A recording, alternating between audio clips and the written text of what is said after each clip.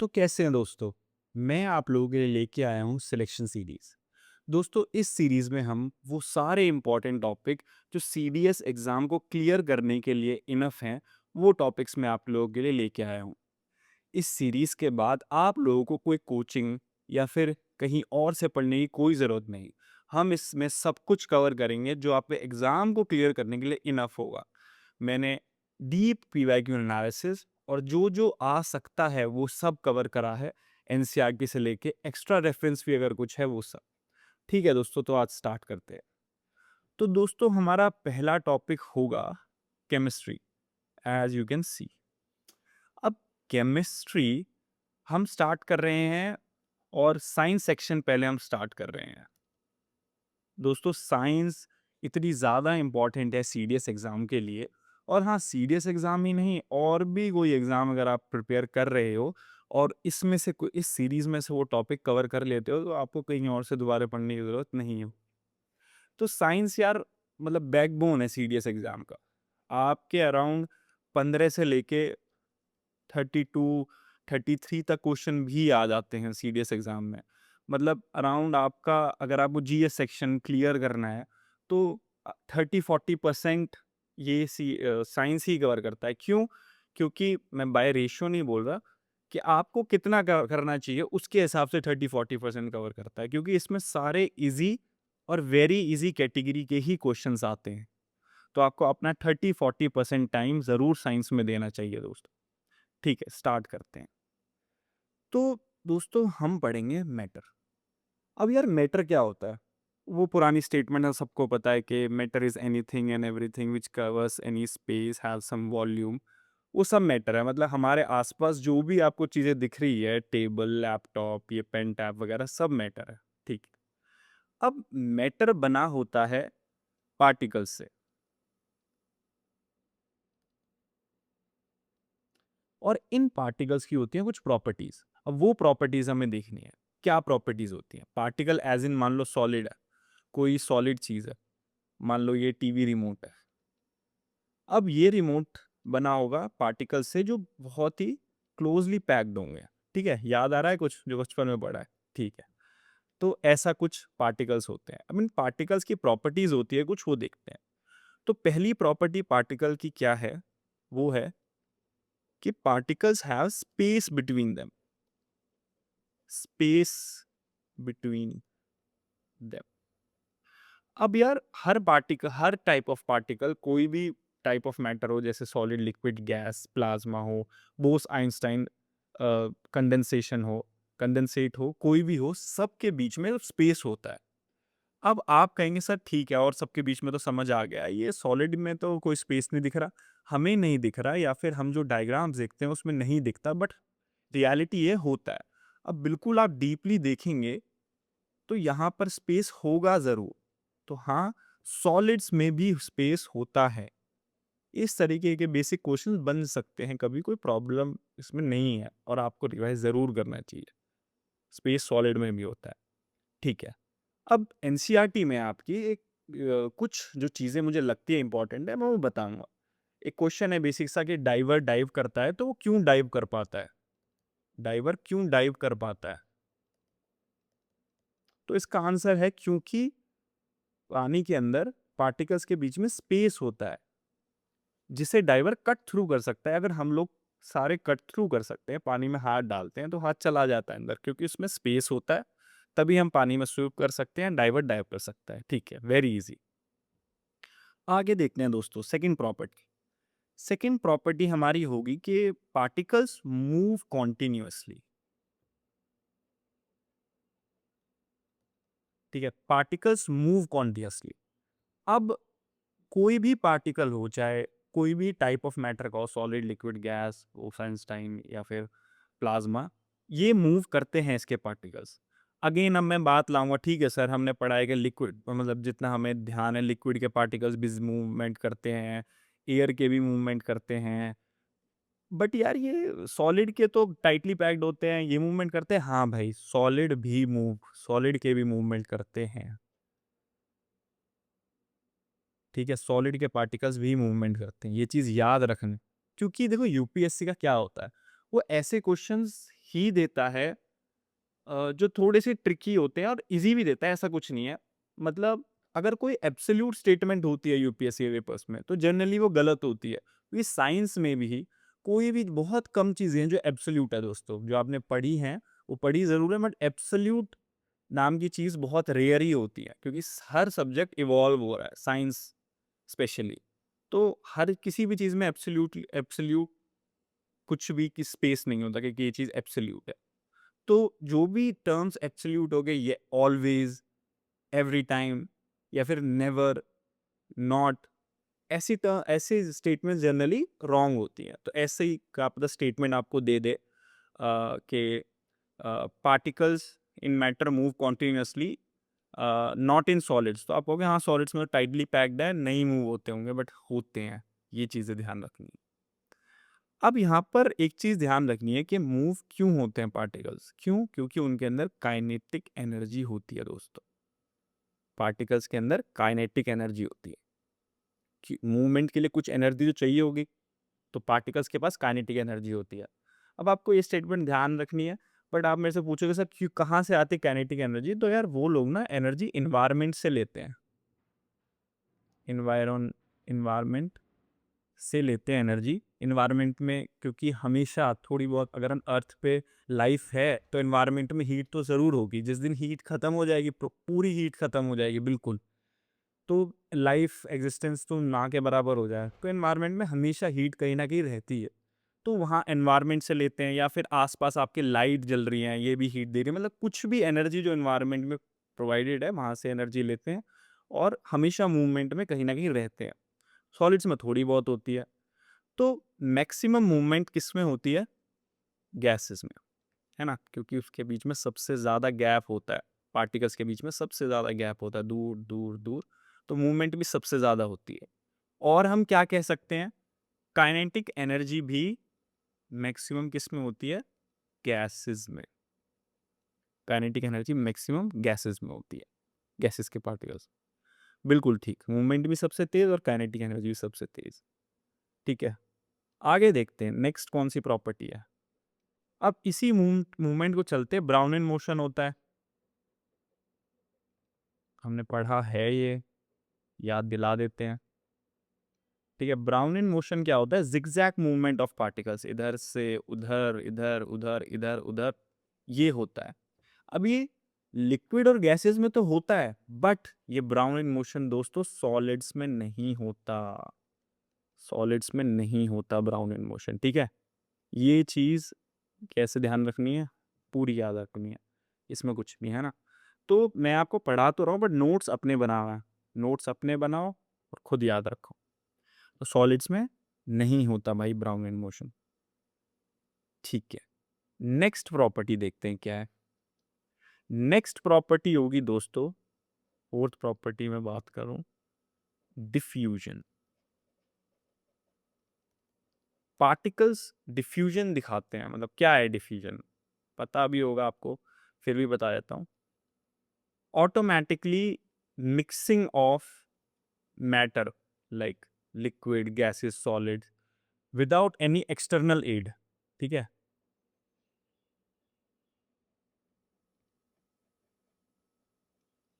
मैं basic terms में लिख देता हूँ, बिल्कुल बेसिक टर्म्स में। ठीक है, ऑटोमेटिकली मिक्सिंग, अपने आप मिक्स हो जाते हैं पार्टिकल। फॉर एग्जाम्पल, आप एक पानी के अंदर पोटेशियम परमैंगनेट के क्रिस्टल्स डाल दो, ये एनसीईआरटी की ही एक एक्टिविटी है। क्रिस्टल्स आपने कोने में डाल दिया और पानी में आपने मिलाया नहीं, बस डाल दिए, या फिर और भी मूवमेंट नहीं कराने के, सर डाल रहे तो कुछ मूवमेंट तो हो रही है, नीचे जाते हुए घुल गया थोड़ा सा, नहीं ये भी नहीं करना। तो पहले क्रिस्टल रख दो और फिर पानी भरो उसके अंदर, ठीक है। तो आप धीरे थोड़ी बात देखोगे, धीरे धीरे यहाँ से ये फैलता जाएगा और धीरे धीरे पूरे पानी में फैल जाएगा। ये डिफ्यूजन होता है, ये हमें पता है। अब ये जो डिफ्यूजन होता है ये भाई सॉलिड्स में भी होता है, सॉलिड्स में भी होता है।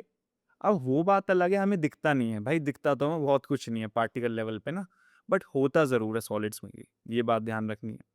अब अगर टेम्परेचर इंक्रीज करते हैं, टेम्परेचर आप इंक्रीज करोगे तो डिफ्यूजन भी इंक्रीज होगा, ये बात भी ध्यान रखनी है। नॉर्मल सी बात है, टेम्परेचर इंक्रीज करेंगे पार्टिकल्स को ज़्यादा एनर्जी मिलेगी और पार्टिकल्स रैपिड मूवमेंट, तेज़ मूवमेंट करने लगेंगे, जिससे डिफ्यूजन भी तेज़ हो। बिल्कुल बढ़िया सर। अब इसी का एक डिफ्यूजन की ही एक एप्लीकेशन क्या है कि ओशियंस के अंदर भाई ऑक्सीजन भी होती है, कार्बन डाइऑक्साइड भी होती है। तो वो कहाँ से आती है? वो air to air to ocean या फिर कोई भी वाटर बॉडी कोई भी हो, उसके अंदर डिफ्यूज होती है ऑक्सीजन और कार्बन डाइऑक्साइड या फिर अदर गैसेस भी। तो मतलब कह सकते हैं एयर डिफ्यूज होती है वाटर बॉडीज में, और वहां से हमें ये गैसेस उसके अंदर मिलती है, ऑक्सीजन और सीओ। है बड़ी बेसिक सी बात, बट स्टेटमेंट में आ गए ही आप कंफ्यूज हो गए तो काम बिगड़ जाएगा, इसलिए ध्यान रखना है। ठीक है। अब भाई डिफ्यूजन, और क्या होता है डिफ्यूजन में कि डिफ्यूजन हर किसी स्टेट ऑफ मैटर में हो जाती है। जैसे सॉलिड और लिक्विड के बीच में हो जाएगा, लिक्विड गैस के बीच में हो जाएगा, गैस सॉलिड के बीच में हो जाएगा। जैसे यहाँ क्या लिख दिया मैंने, ठीक है ना, गैस सॉलिड के बीच में हो जाएगा। मतलब अमंग देमसेल्फ हर किसी के बीच में डिफ्यूजन हो जाता है। ये भी पॉइंट टू रिमेंबर है, डिफ्यूजन हर किसी के साथ हो जाता है, तीनों तीनों में से किसी के साथ। ठीक है भाई। अब एक और प्रॉपर्टी है, फिफ्थ प्रॉपर्टी, और नंबर तो क्या बस है, वो क्या है? पार्टिकल्स अट्रैक्ट करते हैं भाई एक दूसरे को, पार्टिकल्स एक दूसरे को अट्रैक्ट करते हैं। अब सबसे ज्यादा अट्रैक्शन किस में होती है? सॉलिड्स में, तभी तो उतने स्ट्रांगली बॉन्ड होते हैं, और सबसे कम गैस में, है ना। सिंपल सी बात है, तो सिंपली याद रख लो, कोई प्रॉब्लम नहीं। ठीक है मेरे दोस्तों, अब नेक्स्ट चीज देखते हैं। यहां हमारी पार्टिकल्स की प्रॉपर्टीज खत्म हुई। ठीक, अब एक चीज और, हाँ कुछ प्रॉपर्टीज और देख लेते हैं। क्या है कि भाई अरेंजमेंट, चलो स्टेट्स में देखते हैं वो ना, आगे देखते हैं। स्टेट्स ऑफ मैटर, ठीक है। स्टेट्स ऑफ मैटर कितनी होती है? 5 तरीके की स्टेट ऑफ मैटर होती है, 5 तरीके की, जो हमें अभी ऑफिशियली नोन है। अब कोई मेरे सामने रिसर्च उठा के मत लिया ना सर, ये भी पता चल रहा है ऑफिशियली जो नोन है। क्या क्या हो गई भाई? सॉलिड हो गई, लिक्विड हो गई, गैस हो गई, ये तीनों सबको पता है। ये भी जो मैं बोलने वाला हूँ ये भी पता होगा, जैसे प्लाज्मा और बॉस आइंस्टाइन कंडेंसेट। ठीक है, ये 5 स्टेट है हमारी मैटर की। अब इनके बारे में थोड़ा थोड़ा हम देखते हैं। ये तीनों के बारे में तो 90% चीज़ें पता होंगी, इनके बारे में कुछ भी आप लोगों को पता होगा, नहीं पता होगा तो अभी पता चल जाएगा। ठीक है। अच्छा, ये सीरीज आप रिवीजन के लिए भी यूज़ कर सकते हो। ऐसा होता है आप एक बार सीरीज दे चुके, 2 बार दे चुके, आपको चीज़ें तो आती हैं बट रिवीजन में बोर होता है, तो ये सीरीज चला लो, रिवाइज होता जाएगा सारा। ठीक है। तो अब पहली चीज़ इन स्टेट ऑफ मैटर्स के बारे में ये पता होनी चाहिए कि इनमें जो पार्टिकल्स की अरेंजमेंट होती है ना, सबसे ज़्यादा पार्टिकल्स अरेंज्ड अच्छी तरह सिस्टमैटिकली अरेंज किस में होते हैं? सॉलिड में। वेरी वेल अरेंज्ड होते हैं। गैस में सबसे कम होते हैं ना, क्योंकि सॉलिड्स में यार ऐसे क्लोजली देखो, टाइटली पैक्ड है तो बढ़िया अरेंज लग रहे हैं, गैस में दूर दूर होते हैं भाई, है ना। तो सबसे अच्छी तरह अरेंज सॉलिड्स में होते हैं। दूसरा है कि भाई, अब बात करते हैं, देखो बेसिक चीज़ें आपको पता है, सॉलिड्स टाइटली पैक्ड होते हैं, गैस सबसे थोड़ा दूर होता है, लिक्विड थोड़ा दूर होता है, गैस सबसे ज़्यादा दूर होता है ना, पार्टिकल्स। ये मैं बता चुका हूँ, ये आपको पता भी होगा, बेसिक सी बात। अब यहाँ पे उन प्रॉपर्टीज की बात कर लेते हैं जो आपको थोड़ी याद रखनी चाहिए। जैसे कि अब जो गैस है, गैस के बारे में, गैस किसी कंटेनर के अंदर अगर है, गैस अगर किसी कंटेनर के अंदर है, तो गैस के पार्टिकल्स हर जगह पर, मान लो बॉटम में भी और सबसे ऊपर भी, same amount of pressure, same pressure लगाएंगे, सेम प्रेशर एक्सर्ट करेंगे इसकी बाउंड्रीज पे, मतलब इस फ्लास्क पे। सेम अमाउंट ऑफ प्रेशर, चाहे वो कहीं भी हो, कोई पार्टिकल टॉप पे हो या बॉटम पे हो या बीच में हो, तो सेम अमाउंट ऑफ प्रेशर लगाते हैं गैस के particles at every point, at every point in a container, है ना, ऑब्वियसली किसी कंटेनर में हूं, एट एवरी पॉइंट पे सेम सेम प्रेशर। ये बात एक तो। दूसरी बात, यही चीज अगर मैं लिक्विड्स में देखूं, लिक्विड में ऐसा नहीं होता। आपने वो एक्टिविटी देखी होगी कि भाई अगर मैं यहाँ एक छेद कर दूं, इसमें पानी भर दूं, यहाँ एक छेद करो, फिर एक छेद यहाँ, एक छेद यहाँ करो, एनसीईआरटी की एक्टिविटी है, तो सबसे ज्यादा तेज पानी का फ्लो यहाँ से आएगा, उससे कम यहाँ आएगा, और सबसे कम यहाँ आएगा। तो उससे क्या पता चल रहा है कि बॉटम में तो पार्टिकल सबसे ज्यादा प्रेशर लगा रहे हैं, तभी पानी का फ्लो सबसे तेज आ रहा है। जैसे जैसे ऊपर जा रहे हैं प्रेशर कम हो रहा है, यहाँ देखो फ्लो भी कम हो गया। टॉप पे गए तो प्रेशर और कम हो गया और फ्लो और कम हो गया। तो इससे पता चल रहा है कि यहाँ पे गैस की तरह नहीं होता, सेम सेम प्रेशर नहीं होता हर जगह पे, सेम प्रेशर नहीं होता हर जगह पे। प्रेशर इंक्रीजेज विद हाइट, ठीक है। लिक्विड्स में ये होता है, ये चीज ध्यान रख। गैसेस में हर पॉइंट पे सेम है, लिक्विड्स में जैसे जैसे हाइट बढ़ेगी, डेप्थ बढ़ेगी, अगर आप pressure increases with depth depth sorry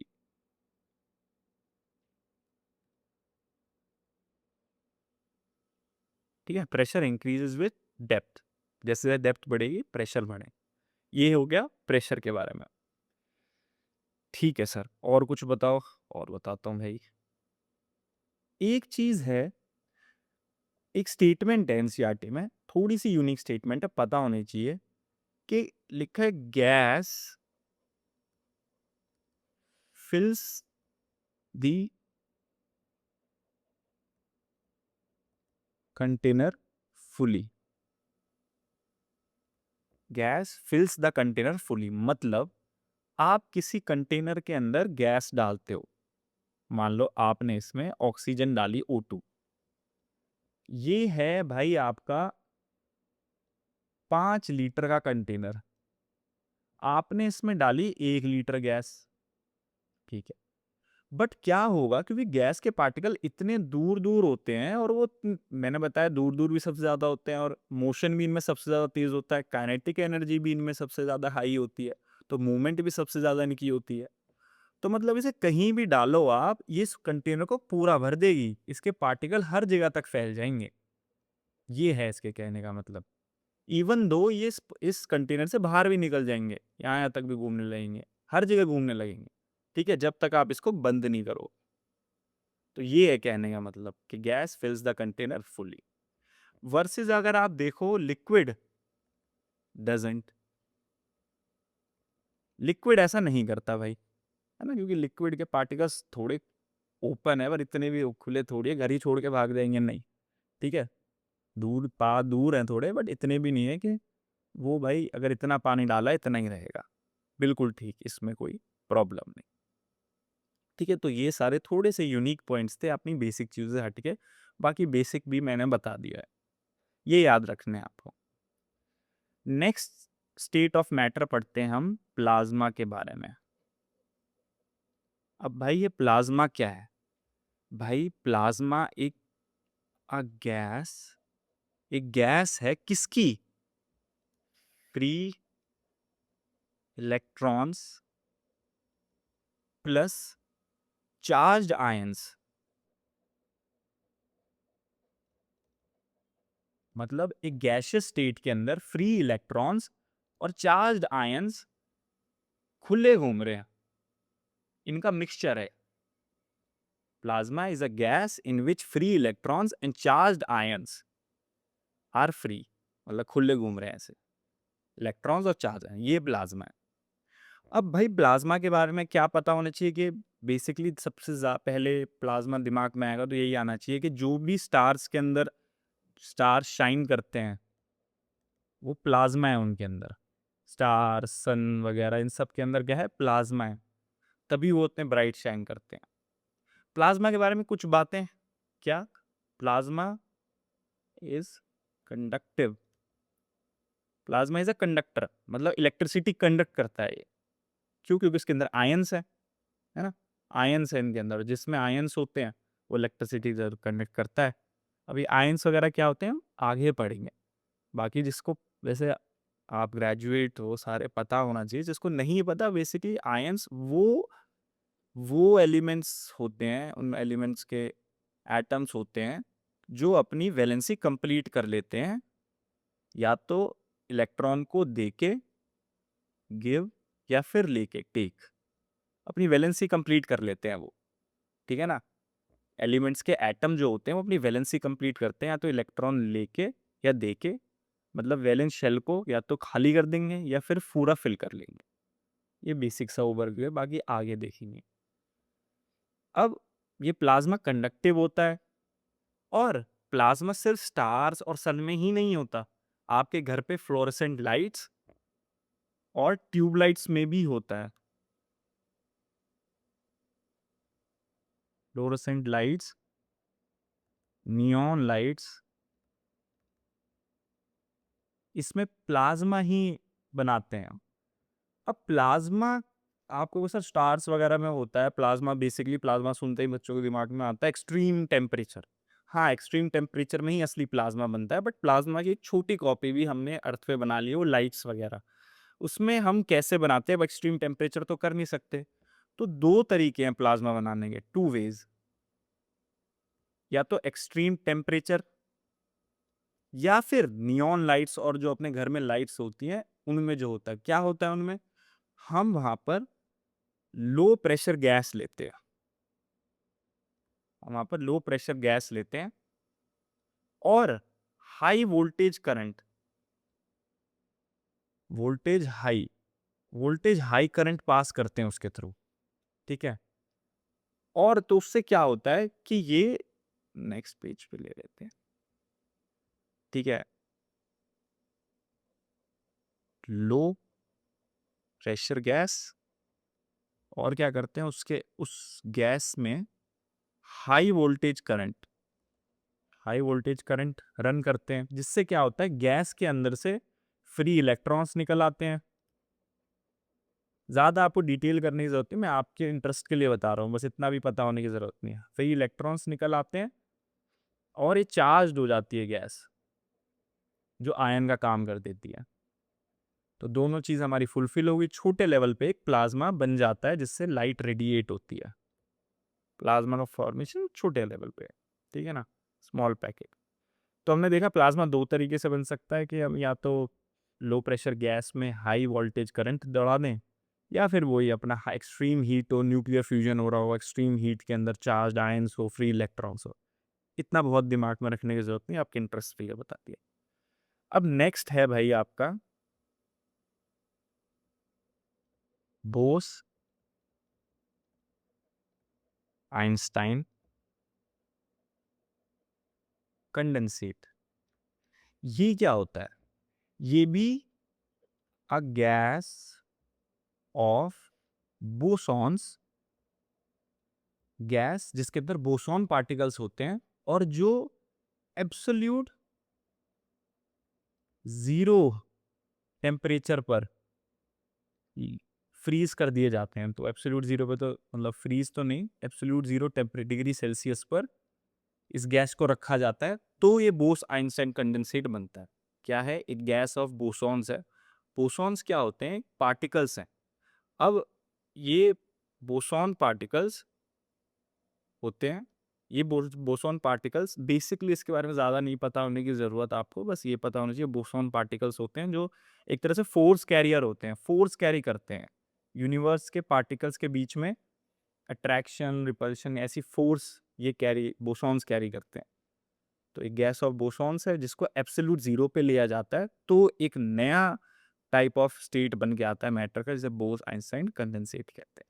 बस इतना ही पता होना जरूरी है आपके लिए। नेक्स्ट चीज देखते हैं, कंप्रेसिबिलिटी।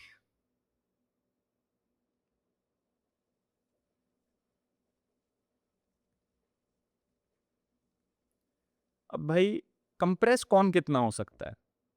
अब बेसिक सी बात है, जिसके पार्टिकल्स के बीच में ज़्यादा स्पेस होगा वही ज़्यादा कंप्रेस हो पाएगा, क्योंकि स्पेस को कवर करेगा ये। जिसके पार्टिकल्स के बीच में स्पेस ही कम है, ना के बराबर है, नेग्लिजिबल है, वो कितना ही कंप्रेस हो जाएगा। तो गैस सबसे ज़्यादा कंप्रेस होती है, सॉलिड्स सबसे कम होते हैं, है ना? बेसिक सी बात। अब बात आती है एक और नई चीज़ की, ठीक है? यहाँ तक हो गया। ठीक है। अब हमने तीनों ये पाँचों स्टेट ऑफ मैटर देख लिए, 2 स्टेट जो एक्स्ट्रा थे वो उनके बारे में बस थोड़ा बहुत पता होना चाहिए, मैंने बता दिया। अब जो चीज़ है कि यार ये तीनों स्टेट आपस में कन्वर्ट हो सकते हैं। पता है हमें, बचपन में सीखा है कि भई पानी बॉयल होता है, गैस में बन जाता है लिक्विड, सॉलिड को मेल्ट करते हैं, लिक्विड बन जाता है। ये चीज़ें पता है। तो ये ध्यान भी होना चाहिए प्रोसेस को क्या बोलते हैं, कभी-कभी क्वेश्चन आ जाता है। सॉलिड से लिक्विड बनाओगे तो इसको क्या बोलते हैं? फ्यूजन या फिर मेल्टिंग। अब मेल्टिंग तो सबको पता है, बट फ्यूजन में कंफ्यूज हो सकते हैं, देखो। तो फ्यूजन पता होना चाहिए। सॉलिड से अब लिक्विड से गैस बनाओगे तो वेपोराइजेशन पता है सर, ठीक है, बहुत बढ़िया। गैस से सॉलिड बनाओगे, ये थोड़ा सा नहीं पता कुछ लोगों को, डिपोजिशन। और सॉलिड से गैस सब्लिमेशन। ये प्रोसेसेस को आपको ध्यान रखना चाहिए कि सॉलिड से अगर गैस डायरेक्ट बनाना है तो कुछ ऐसे सब्सटेंसेस होते हैं जो बन जाते हैं, जैसे कि कैम्फर हो गया, जैसे कि आपका अमोनिया हो गया, ये सब क्या होते हैं, डायरेक्ट सॉलिड से गैस बन जाते हैं। और फिर वही गैस को अगर आप एस्केप ना होने दो तो वो साइड्स में डिपॉजिट हो जाती है और डायरेक्ट गैस से सॉलिड बन जाती है, ठीक है। नेप्थलीन बॉल्स हो गई, सब्लिमेट हो जाती हैं और दोबारा डिपोजिशन हो जाती है। तो ये वाला थोड़ा सा कम पता होता है, सब्लिमेशन डिपोजिशन कम आगे जाके भूलते रहते हैं। पता तो सब कुछ है यार, 9th-10th की साइंस है, पता तो सब कुछ होना चाहिए, बट फिर भी ठीक है। फिर गैस से लिक्विड अगर करते हैं तो कंडेंसेशन। ठीक, कंडेंसेशन क्या होता है कि भाई लो टेम्परेचर पे अगर मैं हाई प्रेशर और हाई प्रेशर कर दूं तो फिर गैस से लिक्विड बन जाएगा, ठीक है। ये कंडेंसेशन होता है। अगर किसी भी गैस को मैं कम टेम्परेचर पे कंप्रेस कर दूं, हाई प्रेशर का दे दूं, कहने का मतलब कंप्रेस का यही है, तो वो लिक्विड बन जाएगा, ठीक है। तो और ये सॉलिडिफिकेशन हमें पता ही है, बर्फ बन जाती है, मेल्ट हो जाती है, फ्यूजन हो जाता है। लिक्विड से लिक्विड से अगर गैस बनाना है तो बॉईल कर दो, ठीक है। गैस से सॉलिड बनाना है तो डिपोजिशन हो जाएगा, सॉलिड से गैस बनाना है सब्लिमेशन हो जाएगा, गैस से लिक्विड बनाना है तो कंडेंसेशन हो जाएगा। ये सारी चीज़ें आपको ध्यान रखना है, ठीक है। आगे देखते हैं मेरे भाई, वाटर एनॉमली। अब वाटर है ना जो, वो ना वैसे तो सबसे मतलब वाटर बिना कोई लाइफ नहीं है, अब बहुत अबंडेंस में पाया जाता है अर्थ के ऊपर। बट ये ना बहुत अलग बिहेव करता है, बहुत डिफरेंट बिहेव करता है काफ़ी सेटिंग्स में। क्या है वो कि यार वाटर ना, जब इसकी एक रेंज है 0 डिग्री सेल्सियस से लेके 4 डिग्री सेल्सियस तक, अजीब सा बिहेव करता है। और किस बिहेवियर को ही बोलते हैं, anomality of water, water anomaly, different behaviour of water. अब क्या डिफरेंट बिहेव करता है भाई, जब हम किसी भी चीज़ को, कोई भी चीज़ हो, उसको अगर हम हीट करेंगे, मान लो कि आइस है, 0 डिग्री से, मान लो बर्फ जमी हुई है, उसको हीट कर रहे हो आप, तो क्या होना चाहिए भाई, अगर आप किसी भी चीज़ को हीट कर रहे हो तो उसका एक पहली बात तो टेम्परेचर बढ़ना चाहिए, ऑब्वियसली बढ़ना चाहिए। और उस चीज़ की डेंसिटी जो है वो डिक्रीज होनी चाहिए, है ना? किसी भी चीज़ को अगर बॉयल कर रहे हो, टेम्परेचर बढ़ा रहे हो, ज़्यादातर केसेस में आप ये एक्सपेक्ट करोगे डेंसिटी डिक्रीज हो, है ना? क्योंकि क्या होता है, पार्टिकल्स के अंदर काइनेटिक एनर्जी बढ़ जाएगी, वो थोड़ा तेज तेज इधर उधर भागने लगेंगे, तो डेंसिटी आपकी डिक्रीज हो जाएगी। डेंसिटी तो यही तो होती है कि कितना क्लोजली पार्टिकल्स हैं, कितना कितना गाढ़ा है कोई चीज़, ये भी विस्कोसिटी डेंसिटी है ना। तो बट पानी के साथ क्या होता है कि भाई 4 डिग्री तक इसकी डेंसिटी डिक्रीज नहीं होगी, इसकी डेंसिटी इंक्रीज होगी। अब ये कैसी बात है सर? वैसे तो किसी चीज़ को गर्म करते हैं तो डेंसिटी डिक्रीज होनी चाहिए, बट इस भाई साहब व्हाट, सॉरी भाई साहब नहीं, भाई भगवान है पानी, तो इनकी डेंसिटी क्या होगी भाई? इनकी डेंसिटी बढ़ेगी इस जोन के बीच में। हाँ, जैसे ही 4 डिग्री को क्रॉस करेगा तो दोबारा डेंसिटी घटने लग जाएगी, बट यहाँ पे डेंसिटी बढ़ेगी। ऐसे ही अगर मैं, मान लो पानी है 4 डिग्री पे और उसको मैं ठंडा कर रहा हूँ, बर्फ बना रहा हूँ, तो मैं इसको ठंडा कर रहा हूँ कूल, तो नीचे नीचे टेम्परेचर आया जा रहा है। जैसे 4 डिग्री पे पहुंचा, अब यहाँ खेल स्टार्ट होगा, इससे अब डिक्रीज होने लगेगा टेम्परेचर। अब भाई टेम्परेचर डिक्रीज हो रहा है तो मैं ये एक्सपेक्ट करूँगा डेंसिटी बढ़ेगी, है ना? कॉन्ट्रैक्ट होती है चीज़ें, पास आएंगे मॉलिक्यूल्स, डेंसिटी बढ़ने की कोशिश होगी। बट यहाँ पे भाई साहब उल्टा ही होता है। डेंसिटी क्या होती है? डेंसिटी डिक्रीजेस इस टेम्परेचर के बीच में, इस टेम्परेचर के बीच में। जैसे ही 0 को क्रॉस करेगा, माइनस में जाएगा, तो डेंसिटी कहीं ना कहीं बढ़ने लगेगी दोबारा, बट यहाँ पे डिक्रीज हो जाती है। इससे रेंज से बाहर जाती, नॉर्मल बिहेव करने लगता है, बट इस रेंज में अलग बिहेव करता है।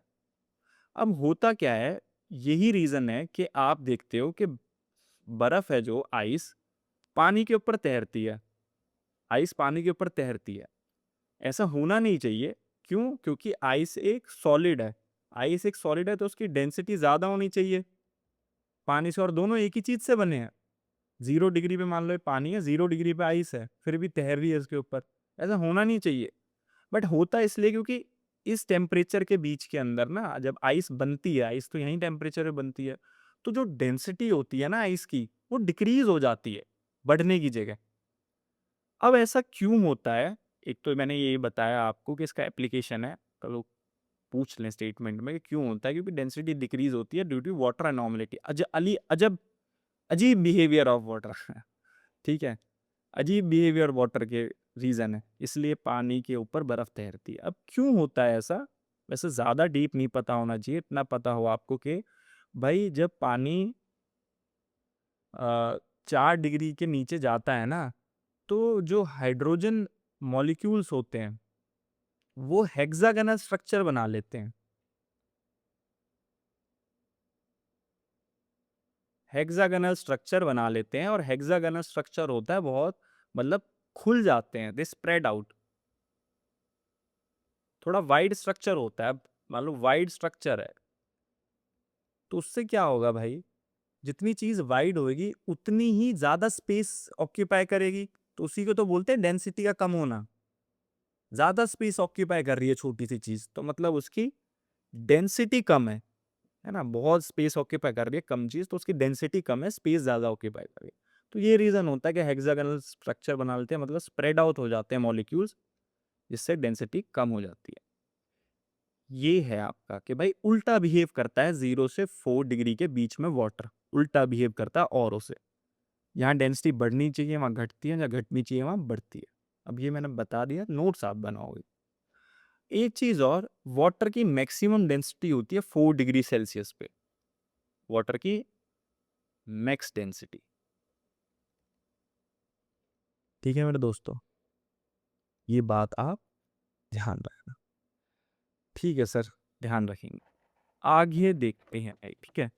आगे हम, ये है कि एक और आपके लिए मैं, लेटेंट लेटेंट हीट। देखो यार, लेटेंट हीट क्या होती, ये भी एक अच्छा टॉपिक है। मैं तो जब स्कूल में था मेरे को तो इतना समझ आया नहीं था खास, है ना? तो मैं कह सकता हूँ कि आप भी जब स्कूल के थ्रू हो तो कुछ टॉपिक्स ऐसे होते हैं वो नहीं आते, क्लिक होते। कोशिश ये रही है, अगर नहीं हुआ किसी का अभी तक तो आज हो जाए। भाई मेरे को एक बात बताओ, अगर मैं वाटर को हीट कर रहा हूँ, ठीक है, तो मेरी यही एक्सपेक्टेशन होगी कि इसका टेम्परेचर बढ़ेगा with time, temperature increase with time, बिल्कुल 100%। अब एक टाइम ऐसा आया जब टेम्परेचर पहुंच गया 100 डिग्री पे, ठीक है भाई, और पानी उबलने के लिए हो गया, उबलने लगा, और गैस अभी भी नीचे से चल चल रही है, कंटिन्यूअसली चल रही है, ठीक है। पानी उबलने लगा और स्टीम निकलने लगी। स्टीम स्टीम निकलने लगी, पानी उबलने लगा। अब मैं क्या देख रहा हूँ, 2-3 सेकंड के लिए क्या हुआ, भाई इतना तेज टेम्परेचर बढ़ रहा था, हर माइक्रो सेकंड में बढ़ रहा था, फिर हर सेकंड बढ़ रहा था, मान लो पहले बढ़ रहा था टेम्परेचर, हीट जा रही है नीचे से। बट अभी 2-3-4-5 सेकंड के लिए ऐसा हुआ कि भाई यहाँ टेम्परेचर इंक्रीज ही नहीं हो रहा, 100 डिग्री पे है, और स्टीम का टेम्परेचर भी 100 डिग्री पे है। यार तो ये जो हीट है ये कहाँ जा रही है? पहली बात तो 2 क्वेश्चन आने चाहिए कि अच्छा सर, स्टीम का भी टेम्परेचर 100 डिग्री पे है, वेरी नाइस, दोनों का टेम्परेचर पहली बात तो सेम है, उसका टेम्परेचर अगर वो बॉयल होके जा रहा है ज़्यादा होना चाहिए था, पहली बात तो ये। और ये कुछ सेकंड के लिए क्यों टेम्परेचर चेंज नहीं हुआ यहाँ? तो मतलब वो जो हीट थी वो जा कहाँ रही है? यहाँ भी टेम्परेचर सेम है, यहाँ भी टेम्परेचर सेम है, और कुछ सेकंड के लिए टेम्परेचर सेम भी रहा। वो हीट फिर कहाँ गई उस सेकंड के बीच में, और यहाँ हीट कहाँ गई? यहाँ भी सेम ही है। तो वो हीट जो प्रोवाइड हो रही थी वो कहाँ गई?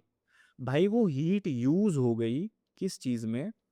स्टेट ऑफ मैटर को चेंज करने में, स्टेट चेंज करने में, वाटर टू स्टीम बनाने में लग गई वो हीट।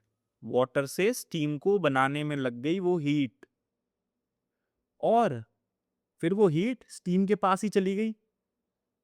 वाटर से स्टीम बनाई, और वो एक्स्ट्रा जो हीट थी, जो कि 2-3 सेकंड में टेम्परेचर नहीं बढ़ाया उस हीट ने वाटर को स्टीम बनाया, और वो हीट स्टीम के अंदर ही जाके छुप गई, स्टोर हो गई, यहाँ पे हाइड हो गई।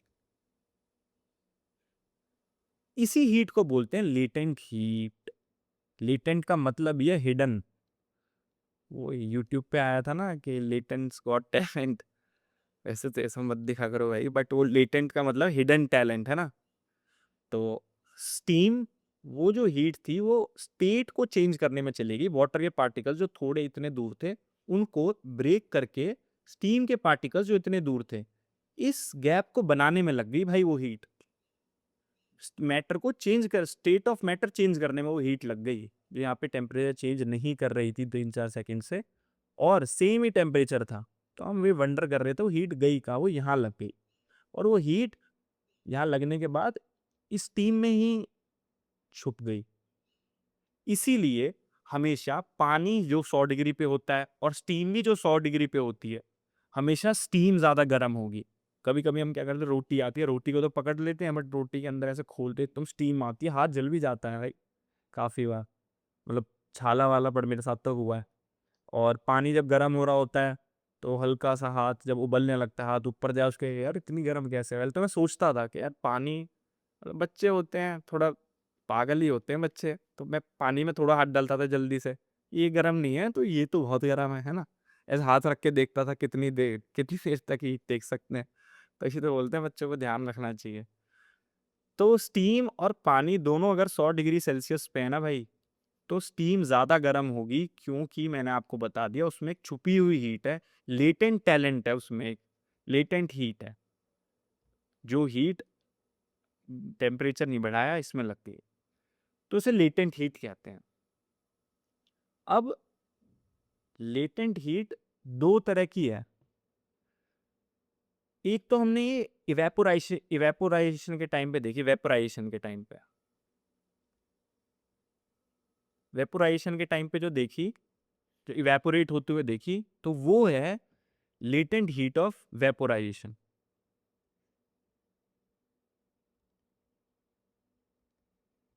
वेपोराइजेशन जो हमने इवेपोरेशन के टाइम पे देखी कि वो हिडन हीट है स्टीम के पास, ठीक है। एक होती है लेटेंट हीट ऑफ फ्यूजन,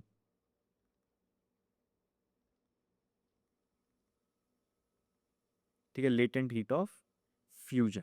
ये कब होती है? जब सॉलिड से, सेम ही कंसेप्ट होता है, सॉलिड से लिक्विड बनता है जब, वहां पे भी क्या होता है, सेम टेम्परेचर पे, मान लो 200 डिग्री पे सॉलिड है और 200 डिग्री पे लिक्विड है, तो लिक्विड ज्यादा हॉट होगा, क्योंकि इसके अंदर एक छिपी हुई हीट है, हिडन। हिडन मतलब लेटेंट हीट है। और वो हीट कहाँ से आई भाई? स्टेट ऑफ मैटर जब भी चेंज होगा, तो उनके मॉलिक्यूल्स को ब्रेक करने के लिए भी तो कोई एनर्जी लगेगी ना। हीट हुए जा रहे हैं तो एक टाइम पे ब्रेक करने का टाइम आ गया तो एक्स्ट्रा एनर्जी लगी। तो एक्स्ट्रा एनर्जी ब्रेक करने के बाद मॉलिक्यूल्स को दूर दूर कर दिया, लिक्विड बना दिया और वो इनमें ही छुप गई वो जाके, टेम्परेचर में नहीं दिखी। टेम्परेचर सेम है बट गर्म ये ज्यादा हो। ये लेटेंट हीट ऑफ फ्यूजन है। अब डेफिनेशन पे जाओगे तो फिर लेटेंट हीट ऑफ फ्यूजन होता है कि 1 किलो 1 केजी 1 केजी वाटर को या फिर 1 केजी लिक्विड को स्टीम में बनाने के लिए जो हीट लगती है वो होती है लेटेंट हीट ऑफ वेपराइजेशन। और 1 केजी सॉलिड को लिक्विड बनाने के लिए जो लगती है हीट वो होती है लेटेंट हीट ऑफ फ्यूजन। ठीक है मेरे भाई, ये डेफिनेशन लिख लेना, कहीं से देख लेना, बस 1 केजी याद रखना, नोट खुद बनाना भाई। ठीक है भाई, आगे देखें, देखना पड़ेगा। ठीक है, बॉइलिंग वर्सेस इवेपोराइजेशन। अब यार मेरे तो ये दिमाग में आता था, तुम्हें पता नहीं आता नहीं होगा, क्या कपड़े कैसे सूख जाते हैं, मतलब बिना क्या होता है कि चाहे कितनी भी ठंड हो, कितनी भी ठंड हो, आप कपड़ा रख दो वो सूख जाएगा। टाइम का मैं नहीं कह रहा, 1 दिन लगे, 2 दिन लगे, 3 दिन लगे, 5 दिन लगे, वो जो पानी है वो इवेपोरेट हो जाएगा कपड़े में से। अब वो कैसे हो रहा है? क्योंकि मेरे दिमाग में तो पहले कंसेप्ट होता था कि जो बॉइलिंग है उसी में इवेपोराइजेशन होती है, जब कोई चीज़ बॉयल होती है तब इवेपोराइजेशन होती है। इवेपोरेशन, यार मैं क्या लिख रहा हूँ।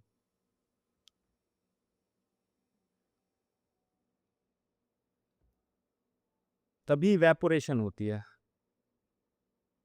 ठीक है, तभी इवेपोरेशन होती है जब कोई चीज़ बॉयल होती है। बट फिर मैं ये भी सोचता था, फिर पढ़ा क्लास 9th के अंदर कि भाई बॉइलिंग इवेपोरेशन अलग अलग कंसेप्ट है।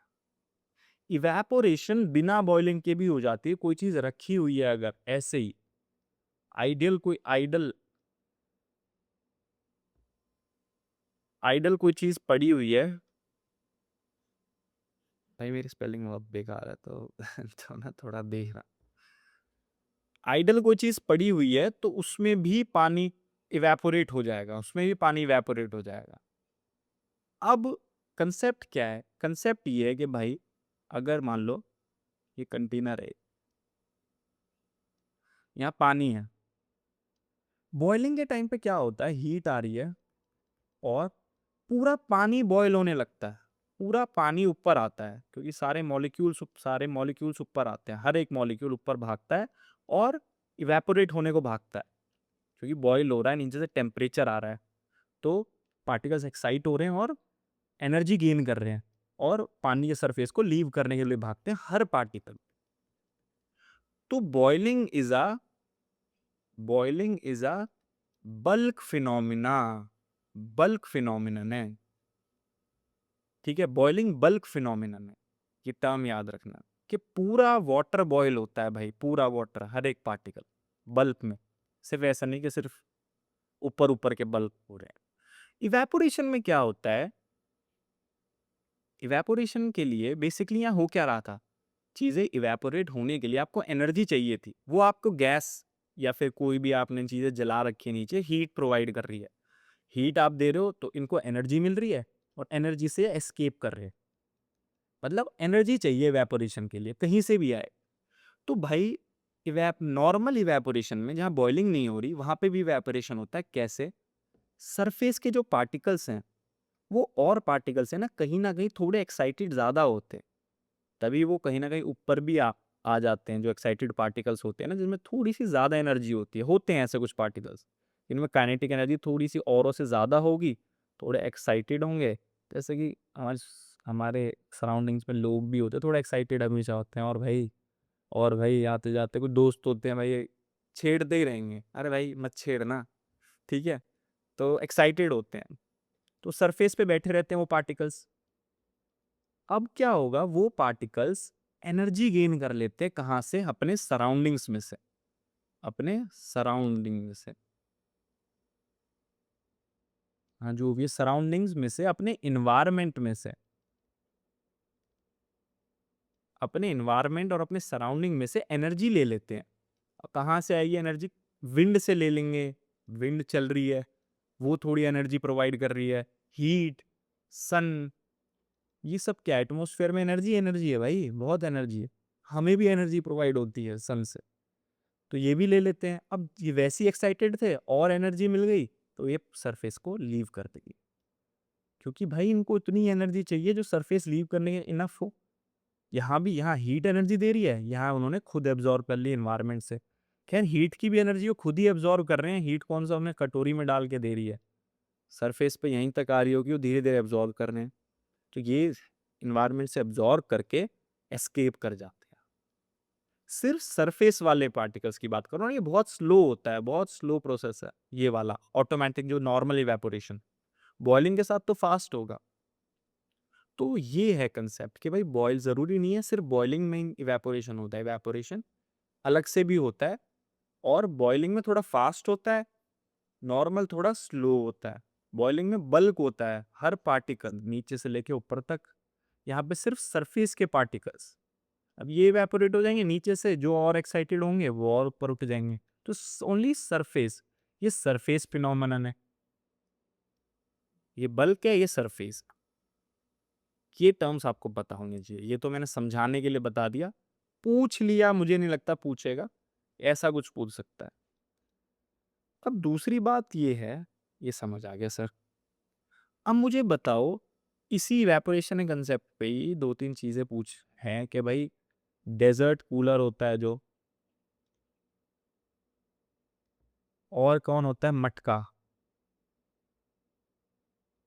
आपका, डेजर्ट कूलर मटका, ये इवेपोरेशन के बेसिस पे ही कूलिंग करते हैं। कैसे सर? देखते हैं भाई। भाई मटका हो गया ना ऐसा, मटका कई लोगों का ना, चलो छोड़ो। तो ये मटके में ना पोर्स होते हैं, छोटे छोटे पोर्स होते हैं, क्योंकि क्ले से बना होता है। अब इतने छोटे पोर्स होते हैं, बहुत ही टाइनी पोर्स, आप मैन मेड बहुत ही मुश्किल से वो पोर बना पाओगे, एडवांस टेक्नोलॉजी चाहिए वो। मिट क्ले की अपनी खुद की ये प्रॉपर्टी होती है कि पोर्स छोड़ते ही है। तो पानी है मटके के अंदर, आपने भर दिया भाई पानी।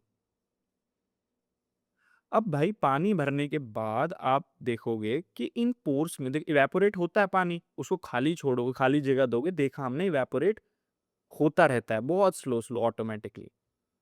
तो यहां से पानी इवेपोरेट होता रहेगा।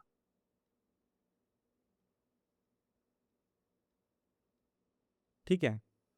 अब भाई जब पानी इवेपोरेट हुआ इस सरफेस से, तो एक चीज और आपको पता होनी चाहिए कि इवेपोरेशन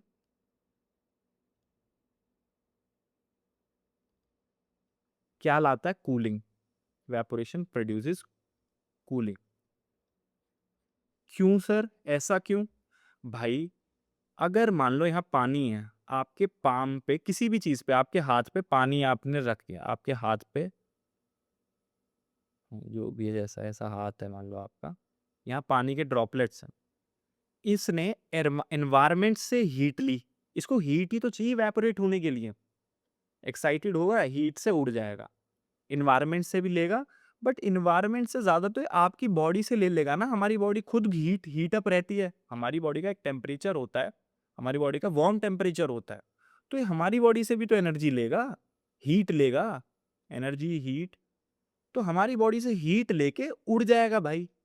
तो अगर ये इस पार्ट से हीट लेके उड़ गया, तो इस पार्ट पे तो कूलिंग बची ना, हीट कम हो गई, तो तभी हमें कूल फील होता है ये पार्ट, क्योंकि इस पार्ट से ये पानी वाटर ड्रॉपलेट्स हीट लेके निकल लिए, तो वहां हीट नहीं है तो ठंडक मिली।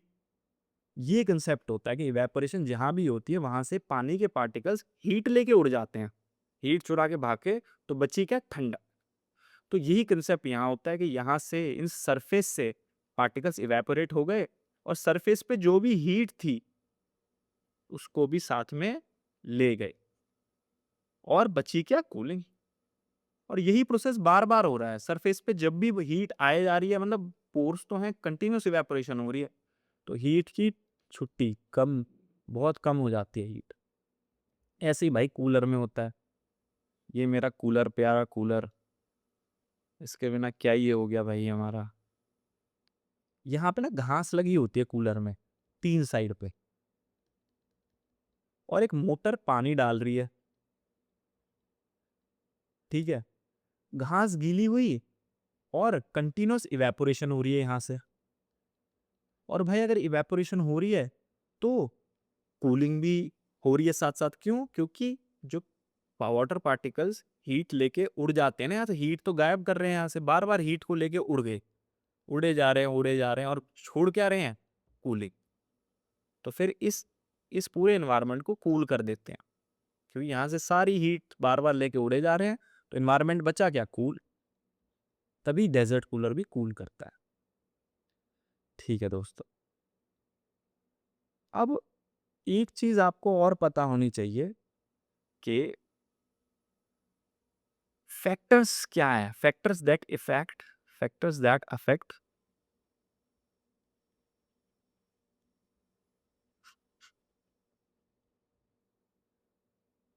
इवेपोरेशन। ठीक है ना, कि भाई इवेपोरेशन को कौन से फैक्टर्स अफेक्ट करते हैं, कब इवेपोरेशन ज्यादा होती है, कब कम होती है। तो भाई इवेपोरेशन, पहली चीज है आपका टेम्परेचर, सिंपल सी। जितना ज्यादा टेम्परेचर उतना ज्यादा इवेपोरेशन, है ना। ज्यादा गर्मी होगी, ज्यादा गर्मी मिलेगी पार्टिकल, तो पार्टिकल उड़ते चले जाएंगे। दूसरी चीज आपकी हो गई विंड स्पीड।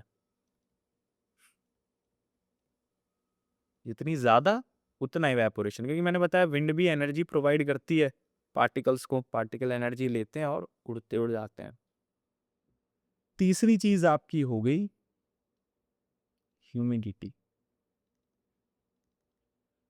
ह्यूमिडिटी जितनी ज्यादा इवेपोरेशन उतना कम, इसका इनवर्स रिलेशन है। क्यों? ह्यूमिडिटी होती है कि एटमॉस्फेयर के अंदर कितना पानी है at any point of time.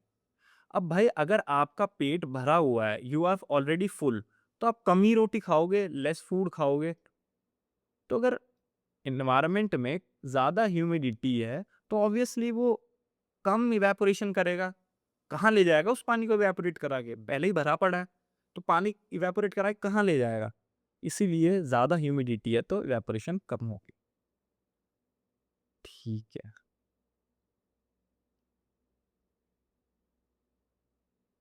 ठीक है। तो आपकी एनसीईआरटी के अंदर बस यही फैक्टर्स दिए हुए हैं, ऐसा नहीं यही फैक्टर होते हैं। अ, ठीक है, तो मैं तो यही कहूँगा, आप इतने ही फैक्टर रखे। ये मैंने सब क्यों कर दिया मेरे भाई, आप एक काम आ जाएगा। ठीक है, ये आपके फैक्टर्स हो गए। अब हम देखते हैं नेक्स्ट चीज, यूनिट्स। यार कुछ यूनिट्स वगैरह दी हुई हैं एनसीईआरटी के अंदर, थोड़ी बहुत वो देखते हैं। क्या दी हुई है कि भाई आपकी एक यूनिट होती है, अ, क्या नाम है उसका, एटमॉस्फेयर प्रेशर की एक यूनिट होती है। प्रेशर की एक यूनिट होती है, सीधा एटमॉस्फेयर, सिंपल। एटमॉस्फेयर यूनिट होती है एक प्रेशर की, प्रेशर नापते हैं इससे। ठीक है, तो एट सी, एट सी, सी के अराउंड, सी के ऊपर कितना प्रेशर होता है एयर का? 1 एटमॉस्फेयर। इसको एटीएम से डिनोट करते हैं, एटीएम, एटमॉस्फेयर। सी के ऊपर 1 एटमॉस्फेयर प्रेशर होता है एयर का। एयर प्रेशर यूनिट, एयर लिख लो, चलो, एयर प्रेशर यूनिट ये होती है। तो इसी सी के ऊपर प्रेशर को हम बोलते हैं normal atmosphere pressure. Normal atmosphere pressure बोलते हैं। सी के ऊपर जो प्रेशर होता है वो है 1 एटमॉस्फेयर, और उसी को हम नॉर्मल एटमॉस्फेयर प्रेशर बोलते हैं। एनसीईआरटी में गिवन है, पता होना चाहिए। फिर आपकी टेम्परेचर की यूनिट होती है, आपकी सेल्सियस होती है, केल्विन होती है, और फ़ारेनहाइट होती है। फ़ारेनहाइट और सेल्सियस, केल्विन और सेल्सियस के बीच में रिलेशन पता होना चाहिए।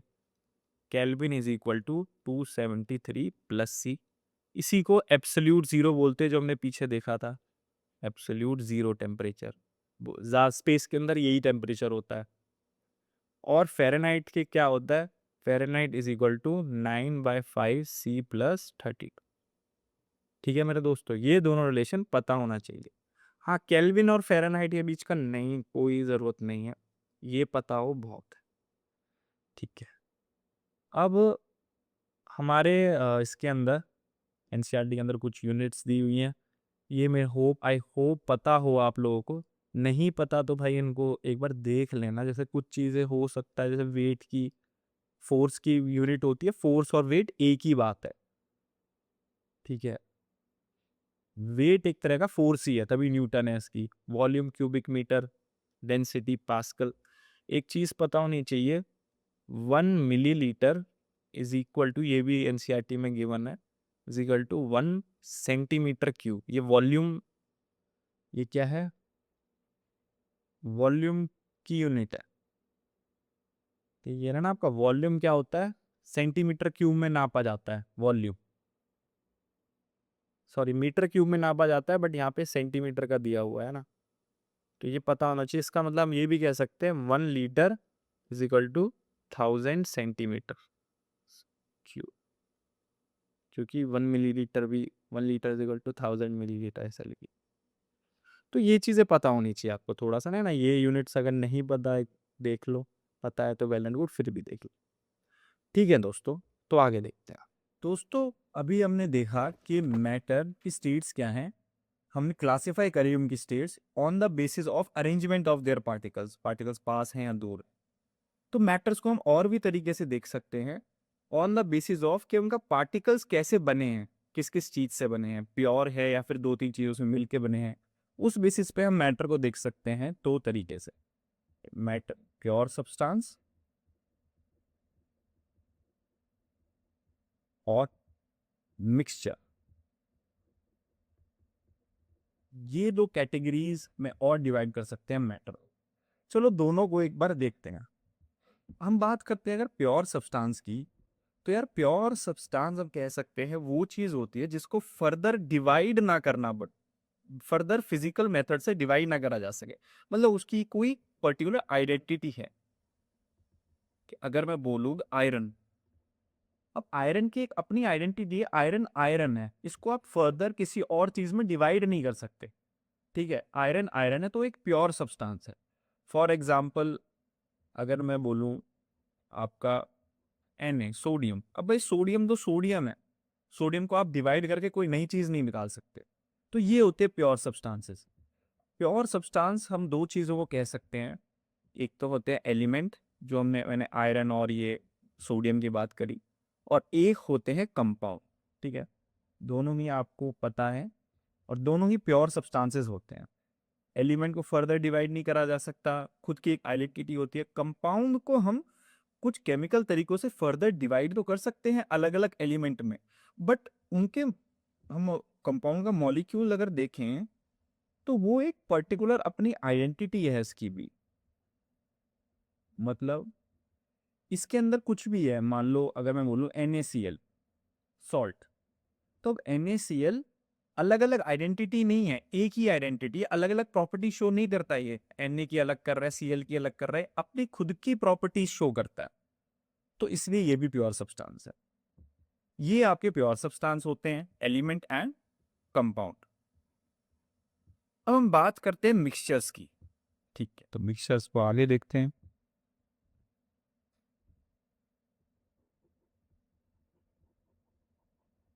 क्या मिक्सचर्स को ना मैं डिवाइड कर सकता हूं होमोजीनियस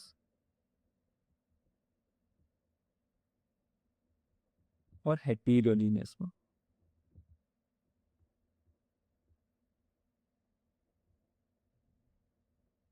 ठीक है, अब होमोजीनियस ये सब वर्ड से हम फेमिलियर हैं, थोड़ा थोड़ा के बारे में पता पता होना चाहिए बस।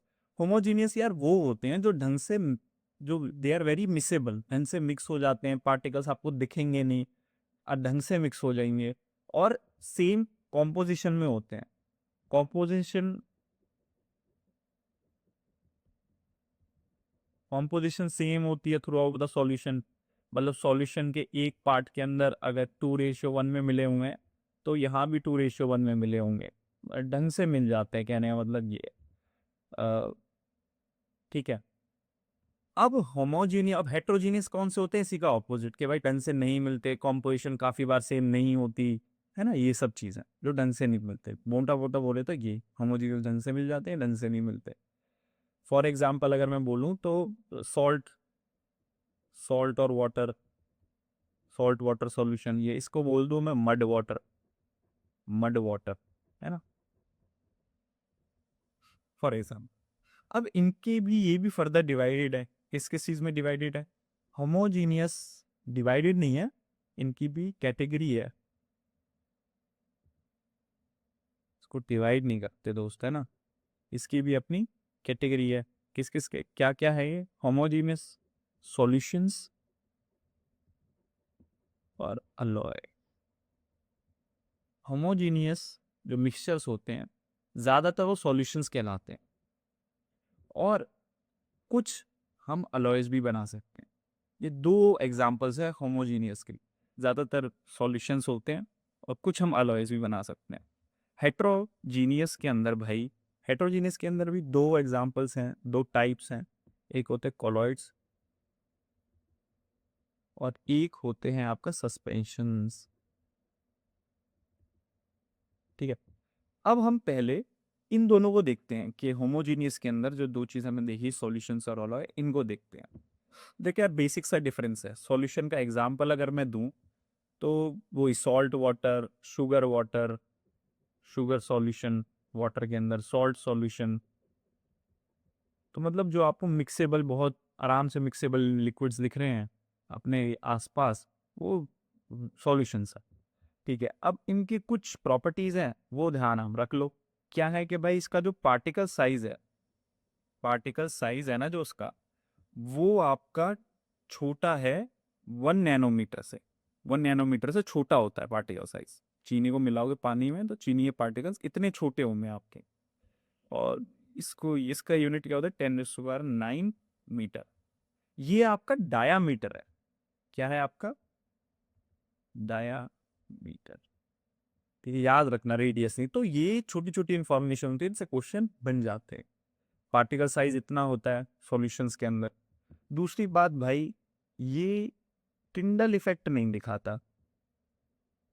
मैं एक्सपेक्ट करता हूँ वो टिंडल इफेक्ट के बारे में पता होगा, नहीं पता तो भाई ऐसा होता है कि सॉल्यूशंस क्या है, कोई भी आपने सॉल्यूशन लिया, सॉल्यूशन नहीं मिक्सचर कोई भी लिया आपने, उसमें से आपने लाइट पास करी, टॉर्च मारी, अगर इस बीकर में से पास होती हो लाइट, अपना पाथ दिखा रही है, पाथ, पाथ आपको विजिबल है, तो इसका मतलब क्या हो रहा है, सॉल्यूशन मिक्सचर के अंदर जो पार्टिकल्स हैं वो लाइट को ना स्कैटर कर रहे हैं, तभी तो पाथ विजिबल हो रहा है। वरना क्या होता है, लाइट मारते हैं तो थोड़ा लाइट पूरे में थोड़ी बहुत दिखने लग जाती है, बट है वो क्लियर क्लियर पाथ दिख रहा है, तो मतलब पार्टिकल्स लाइट को रिफ्लेक्ट कर रहे हैं अच्छी तरीके से, तो इसको बोलते हैं टिंडल इफेक्ट।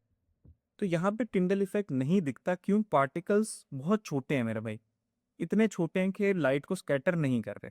तो क्या है ना कि एक चीज से आपको सारी चीजें पता हो जाती है, बट फिर भी मैं आपको लिखता हूँ, पार्टिकल्स छोटे हैं तो दिमाग पे अपने आप पता होना चाहिए भाई, टिंडल इफेक्ट नहीं दिखाते। ये क्या होता है, स्टेबल होता है, स्टेबल सॉल्यूशन, स्टेबल मिक्सचर है ये। स्टेबल मतलब अगर मैं मड और वाटर के सॉल्यूशन को लूँ, मिट्टी डाल दो उसमें, मड डाल दो, तो क्या होगा, थोड़ी देर बाद आप देखोगे कि मड ना, जब आपको हिलाना विलाना छोड़ दोगे, स्टेबल रख दोगे, मड नीचे डिपॉजिट हो जाएगी यहाँ पर। इसको बोलते हैं अनस्टेबल सॉल्यूशन, डिपोजिशन हो जाता है, अनस्टेबल है, मतलब आपने जैसी एफर्ट लगाना छोड़ा, स्टेबिलिटी लूज कर गया मिक्सचर, और पार्टिकल्स यहाँ पे सेटल डाउन हो गए। सॉल्यूशन में ऐसा नहीं होता, आप शुगर सॉल्यूशन को लोगे और मिला के छोड़ दो, कभी तक भी छोड़ दो, ऐसा ही रहेगा, तो इसलिए सॉल्यूशन स्टेबल होता है। अब ये टर्म्स ध्यान रखनी है, क्योंकि आपकी स्टेटमेंट वाइज क्वेश्चंस में स्टेबल आ गया, ऐसा नहीं बोला कि सेटल डाउन होता है कि नहीं, तो ये चीज़ें याद ध्यान रखनी है। ठीक है, पर ये आपके शुगर के बारे, सॉल्यूशन के बारे में आपको पता होना चाहिए, होमोजीनियस सॉल्यूशन, होमोजीनियस मिक्सचर है, और ये चीज़ें होती हैं, इसकी प्रॉपर्टीज। ठीक है, अब देखते हैं हम अलॉयस के बारे में, आगे लेके चलते हैं। ठीक है, अब अलॉयस क्या होते हैं भाई, क्वेश्चन ये आ सकता है कि अलॉयस एक कंपाउंड है क्या?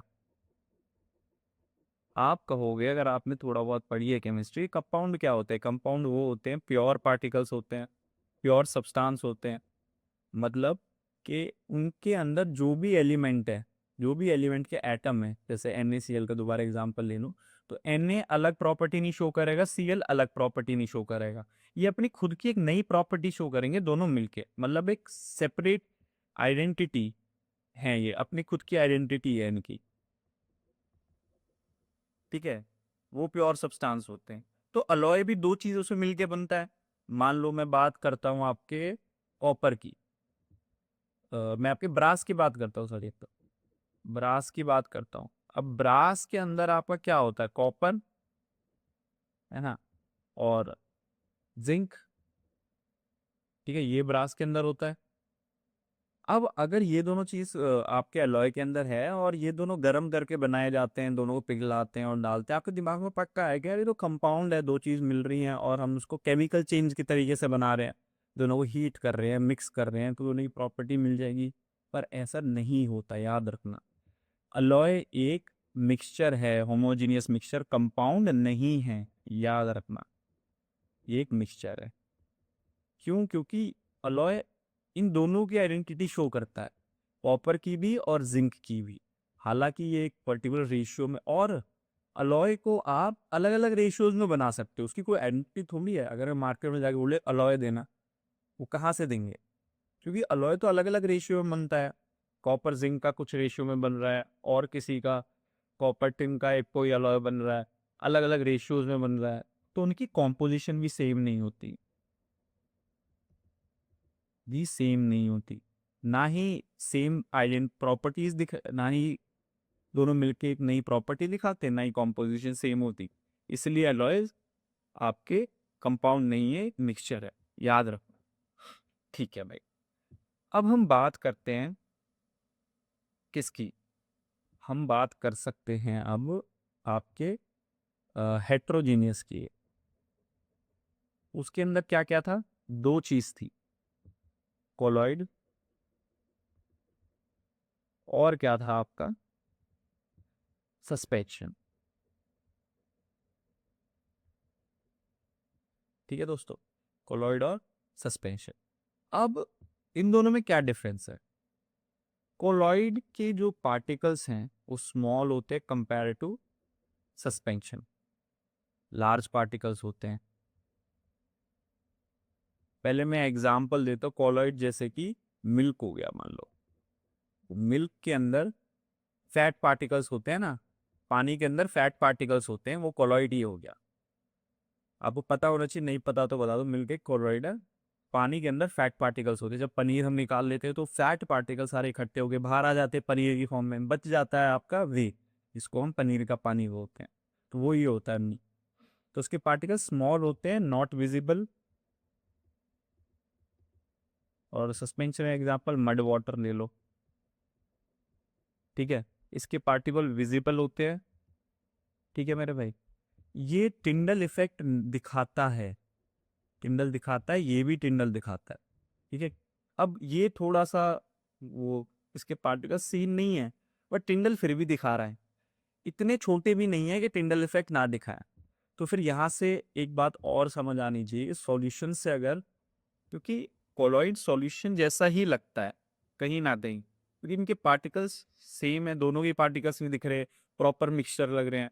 तो यहाँ पे इनकी डिफरेंस भी ध्यान होना चाहिए कि कोलॉइड्स और इसका कंपेयर करें तो सॉल्यूशन का, तो सॉल्यूशन के पार्टिकल वेरी स्मॉल है, टिंडल ये भी दिखा रहा है, इसके पार्टिकल भी नॉन विजिबल है। ठीक है, बट पार्टिकल साइज सॉल्यूशन का बहुत छोटा है, कोलॉइड से भी, ये पता होना चाहिए। और देखो, और हम क्या कह सकते हैं, आप अगर ये भी चीजें याद रख लेते हो दोस्तों, तो ये भी चीजें मोर देन इनफ है। अब बस इतना ध्यान रखना है कि जो सस्पेंशन है वो अनस्टेबल है। सस्पेंशन क्या है? अनस्टेबल। ठीक है, क्योंकि हमने देखा था मड वाटर में क्या होता है, पानी नीचे बैठ जाता है, अनस्टेबल है। कोलॉइड्स क्या है? स्टेबल है। ऐसा कुछ नहीं है कि क्वाइट स्टेबल, ये वर्ड यूज करेंगे आप, क्योंकि सॉल्यूशन से ज्यादा स्टेबल नहीं है, सॉल्यूशन तो वेरी स्टेबल है, सॉल्यूशन से कम स्टेबल है। ठीक है, सॉल्यूशन इज वेरी स्टेबल, ये क्वाइट स्टेबल है, ये तो बिल्कुल ही अनस्टेबल है। तो स्टेबिलिटी, अब ये चीजें आप इनके बारे में ध्यान रखोगे, इनके पार्टिकल ऑन किसका सबसे छोटा है, किसका उससे बड़ा है, किसका सबसे बड़ा है, ट्रिंगल इफेक्ट, ये बेसिक बातें हैं, आपने 9 10 में पढ़ी हुई वही बातें मैंने दोबारा आपको बता दी है दोस्तों। ठीक है, अब हम देखेंगे कि इनका एक बात और, एक बात ये है कि आप कह सकते हो सॉल्यूशंस में, सॉल्यूशंस में दो चीजें होती हैं, सॉल्यूट और सॉल्वेंट। पढ़ा है हम सब ने, सॉल्वेंट वो जो ज्यादा क्वांटिटी में होता है, मोर क्वांटिटी में, और ये लेस क्वांटिटी में। ठीक है भाई, अगर चीनी और पानी का सॉल्यूशन है तो चीनी लेस क्वांटिटी में और पानी मोर क्वांटिटी में। ठीक है, ये सॉल्यूट सॉल्वेंट सिर्फ सॉल्यूशन के लिए ही होता है, सॉल्यूशन में ही इनको सॉल्यूट और सॉल्वेंट बोलते हैं। ये सॉल्यूशन के लिए पर्टिकुलर टर्म्स है, याद रखना। ऐसी टर्म्स है कोलॉइड्स के लिए। ये छोटे छोटे पॉइंट्स होते हैं भाई, अगर ये कल को गलत हो गए ना पेपर में, आप हो गया 9 10 इतना इजी फिर भी नहीं कर पाया, क्योंकि आप इनको लाइटली मत लो, छोटे छोटे पॉइंट्स है, वो भी पूछ लेंगे। कॉलॉइड्स में ये सेम टर्म्स यूज होते हैं, डिस्पर्स, स्पर्ज फेज और डिस्पर्जन मीडियम। सेम रिस्पेक्टिवली इनके रिस्पेक्टिवली सेम होती है। डिस्पर्स फेज बोलते हैं सॉल्यूट के, सॉल्यूट को जो कम लेस क्वांटिटी में है, और ये ज्यादा क्वांटिटी। तो ये चीज क्या रखना हमेशा ध्यान। दूसरी चीज ये है कि जो कोलॉइड्स होते हैं, कोलॉइड्स को अगर आप सेपरेट करना है, फॉर एग्जांपल मिल्क, मिल्क और आपको क्रीम निकालनी है मिल्क से, ये हम आगे भी बढ़ेंगे अभी सेपरेशन प्रोसेसेस, बट ध्यान रखना कोलॉइड्स को सेपरेट करने के लिए उसके पार्टिकल्स को हम सेंट्रीफ्यूगेशन यूज करते हैं। बट अभी हम आगे बताएंगे ये सब क्या होता है, उसमें मैं दोबारा रिपीट करूंगा, बट क्योंकि इस कॉलॉइड से जुड़ा हुआ है तो मैंने यहाँ पे आप लोगों को बता दिया। अब कॉलॉइड्स क्या है ना, कॉलॉइड्स अलग अलग तरीके के कॉलॉइड्स होते हैं। कॉलॉइड्स क्या है, एक मिक्सचर है, हमने देखा है पीछे मिक्सचर, जिसमें एक डिस्पर्स फेज है, डिस्पर्स मीडियम है, ज्यादा चीज उसमें कोई थोड़ी चीज डाल रहे हैं, अलग अलग फॉर्म ऑफ कॉलॉइड्स होते हैं। अब उसका एक बेसिक सा चार्ट है, ये रहा यार, ये आपको हम ध्यान रखना है। डिस्पर्सिंग मीडियम मतलब जो ज्यादा क्वांटिटी में है, तो मतलब गैस के अंदर लिक्विड मिला रहे हैं, तो क्या बनता है एरोसोल, जैसे कि फॉग, क्लाउड, मिस्ट। गैस के अंदर अगर सॉलिड मिला रहे हैं तो क्या बनता है स्मोक, और स्मोक जो बनता है, डस्ट वगैरह एयर के अंदर, ऑटोमोबाइल एग्जॉस्ट, ये सारा क्या है, ये भी एरोसोल है। तो देखो उन्हें ध्यान क्या रखना है, इनका ना एक सेंस लाना है। लाइक फॉर एग्जांपल मैं बात करता हूँ आपका जेल, सॉलिड के अंदर जब लिक्विड डाल रहे हैं, अब यार जेल को देखो, जेल को देख के क्या लग रहा है कि हाँ यार थोड़ा हल्का सा सॉलिड फॉर्म है और थोड़ा लिक्विड फील भी आ रहा है, तो एक सेंस ऐसा होगा, याद तो करना ही है बट सेंस होगा तो आपको याद करने में हेल्प हो रही है कि सॉलिड के अंदर लिक्विड डालेंगे तो जेल बन रहा है। जैसे कि इसके अंदर फॉर्म हो गया, फोम, फोम को अगर आप देखोगे तो उसमें क्लियर दिख रहा है गैस है कुछ, है ना, क्योंकि कोई भी चीज राइज करती है इतनी ज्यादा और उतने उसके अंदर मास है नहीं, राइज कर रही है तो गैस है कहीं ना कहीं, तो मतलब देखो गैस जल रही है इसके अंदर, और लिक्विड फॉर्म, लिक्विड बेस है, लिक्विड बेस में गैस डाल रहे हैं तो एरोसोल बन रहा है ना। ऐसे ही फोम, एक सॉलिड के अंदर भी गैस डाल रहे हैं तो भी उसको फोम बोलते हैं। तो ये ऐसे भी ध्यान रख सकते हो कि भाई जिस जिस चीज के अंदर गैस जल रही है, तो जिस जिस चीज में गैस जल रही है वो फोम कहलाता है। तो ये कुछ याद करके थोड़ा सा याद तो करना ही है बट थोड़ा सा सेंस से याद करोगे। ठीक है, इस टेबल को भाई याद करना है, इसमें समझाने का ऐसा कुछ भी नहीं है, इसको देख लेना। आगे देखते हैं मेरे दोस्त, अब हम बात करते हैं यार सेपरेशन टेक्निक्स की। हमने देख लिया कि मैटर पार्टिकल्स के बेसिस पे कि प्योर सब्सटेंस होता है, फिर किसी चीज़ से मिलके बना है, कैसे डिवाइडेड है, क्या क्या होता है। अब हम बात करते हैं कि अगर हमें कल को किसी मिक्सचर को, ये सेपरेटिंग टेक्निक्स पढ़ेंगे, किसी मिक्सचर को सेपरेट करना है, मान लो क्यों करना है सेपरेट, भाई अगर उसके अंदर इम्प्योरिटीज हैं, हमें इम्प्योरिटीज रिमूव करनी है, या फिर हमें दोनों चीज अलग अलग चाहिए, डिफरेंट सब्सटेंस चाहिए, डिफरेंट सब्सटेंस नहीं मतलब सेपरेट करना है, क्योंकि हमें वो दोनों चीज अलग अलग चाहिए, चाहिए उसका कोई रीजन तो नहीं है भाई, हमें सेपरेट करना है। ज्यादातर तो हम इम्प्योरिटीज के लिए करते हैं, या फिर अगर हमें मान लो गलती से कोई भी चीज अलग अलग चाहिए, वो नेचर के अंदर ऐसा मिक्सचर है उसके लिए। अब याद रखना, ये जो सेपरेटिंग टेक्निक्स पढ़ने वाले हैं ना, ये सिर्फ मिक्सचर्स के लिए हैं, ये सिर्फ मिक्सचर्स के लिए पढ़ेंगे सेपरेटिंग टेक्निक। अभी कंपाउंड्स वगैरह कैसे सेपरेट होते हो बाद में। ठीक, तो देखते हैं यार, हम पहली टेक्निक हमारी कौन सी होगी। पहली technique of ours would be separating funnel.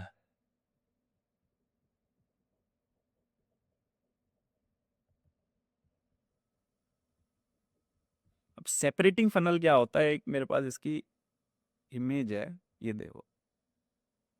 देखो क्या होता है कि मान लो आपके पास दो, अब ये किस चीज में यूज होता है सेपरेटिंग फनल, मैं यहाँ पे ही बता देता हूँ।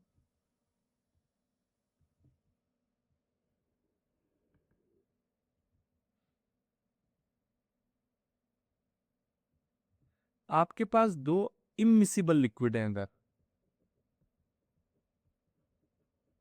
इमिसिबल लिक्विड मतलब दोनों आपस में मिल नहीं रहे, बस एक दूसरे के ऊपर पड़े हुए, मिले नहीं हुए, they can not be mix together. For example oil या फिर वाटर या फिर पेट्रोल वाटर, यहाँ पे पेट्रोल वाटर मिलते नहीं एक दूसरे में, लेयरिंग बना लेते। अब इनको अलग करना है, तो हम पे हमारे पास एक इंस्ट्रूमेंट है, उसको सेपरेटिव फनल बोलते हैं, बेसिक सा इंस्ट्रूमेंट है। उसमें क्या करते हैं हम, देखो दोनों को इसमें डाल दिया, वो अपने आप लेयरिंग बना लेंगे बाय नेचर, क्योंकि वो मिलते नहीं।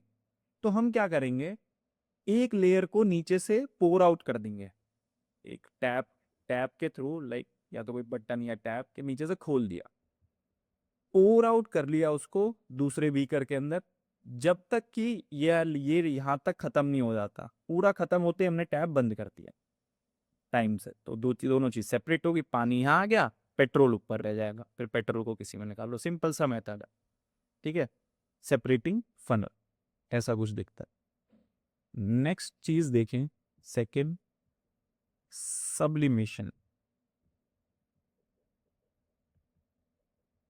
भाई सब्लिमेशन क्या होता है, किस चीज पे, किस चीज को सेपरेट करने में काम आता है। हमने देखा कि सेपरेटिंग फनल किसको सेपरेट करने में काम आता है, दो इमिसिबल लिक्विड्स को जो मिलते नहीं आपस में, तो ऐसी चीज कर लो।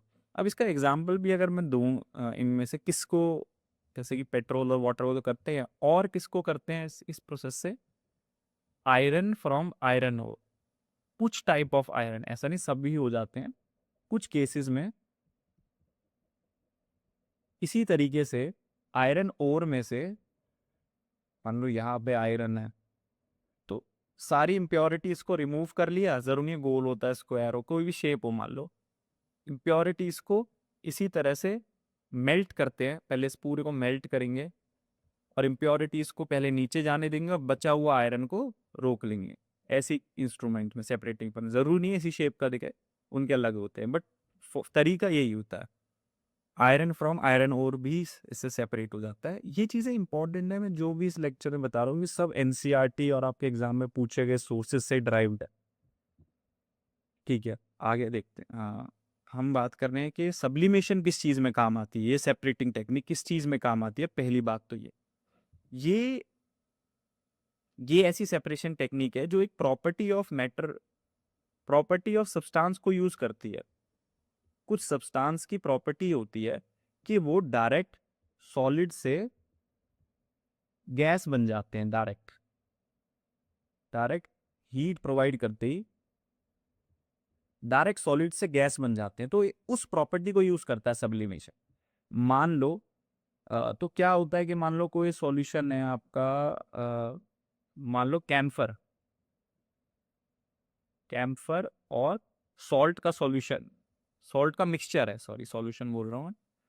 अब कैम्फर की ये प्रॉपर्टी है जिसके बारे में मैंने बात करी कि भाई इसको अगर हीट करा मैंने तो सॉल्ट से सीधा गैस बन जाएगा, और इन दोनों का मिक्सचर है, मेरे को अलग अलग करना है, तो मैं क्या करूँगा, सीधा हीट कर दूंगा, एक बीकर में सीधा हीट कर दूंगा इसके, तो कैम्फर उड़ जाएगा और मैं इसको कहीं कलेक्ट कर लूंगा, या तो या फिर अगर मेरे को चाहिए नहीं तो उड़ने दूंगा, बचेगा सॉल्ट, है ना, as simple as that. Sublimation एक प्रॉपर्टी को यूज करता है, इस प्रॉपर्टी को। आप लोगों को पता है यार ये सब चीजें, बट मेरा काम तो बताना है ना भाई, नहीं कोई भी पॉइंट रह जाता है वो आप लोगों का उसमें डिसएडवांटेज है। तीसरी टेक्निक आप लोगों की होगी भाई क्रोमेटोग्राफी।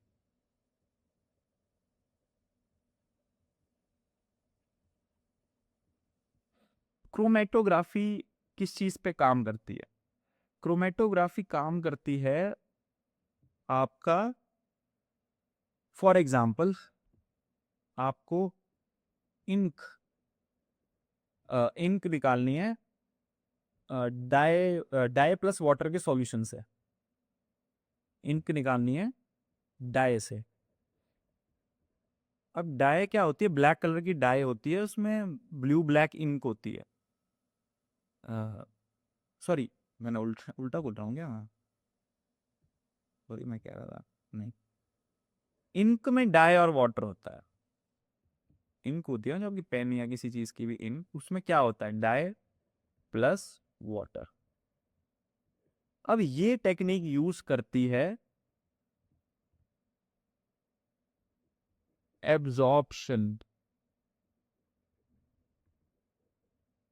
एब्जॉर्प्शन रेट, कि कोई चीज कितनी जल्दी पानी में एब्जॉर्ब होती है, इस चीज को यूज करती है टेक्निक। क्या होता है कि मान लो इंक के अंदर डाई और पानी है, आपको इंक में से डाई में से मल्टीपल कलर्स निकालने, जो डाई होता है ना ये मल्टीपल कलर्स, मल्टीपल कलर्स होते हैं इसके अंदर, ब्लू ब्लैक ये सब कलर होते हैं उसके अंदर। अब आप क्या करोगे कि एक आप लोगे पेपर ले लिया, मान लो आपने, एक आपने टिश्यू पेपर ले लिया, टिश्यू पेपर में डाई लगाई यहाँ पर, और उसको पानी में डिप करा दिया, और इसको थोड़ी देर के लिए हैंग कर दिया कहीं पर।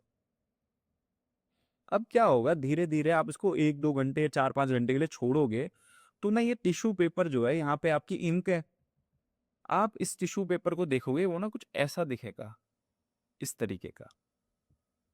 क्या हो रहा है यहाँ, यहाँ पर इसको थोड़ा बड़ा कर देते हैं, यहाँ पर क्या हुआ, ये जो डाई है ना, यहाँ यहाँ से आपको डिफरेंट कलर्स दिखने को मिले थे, वो ब्लू रेड येलो।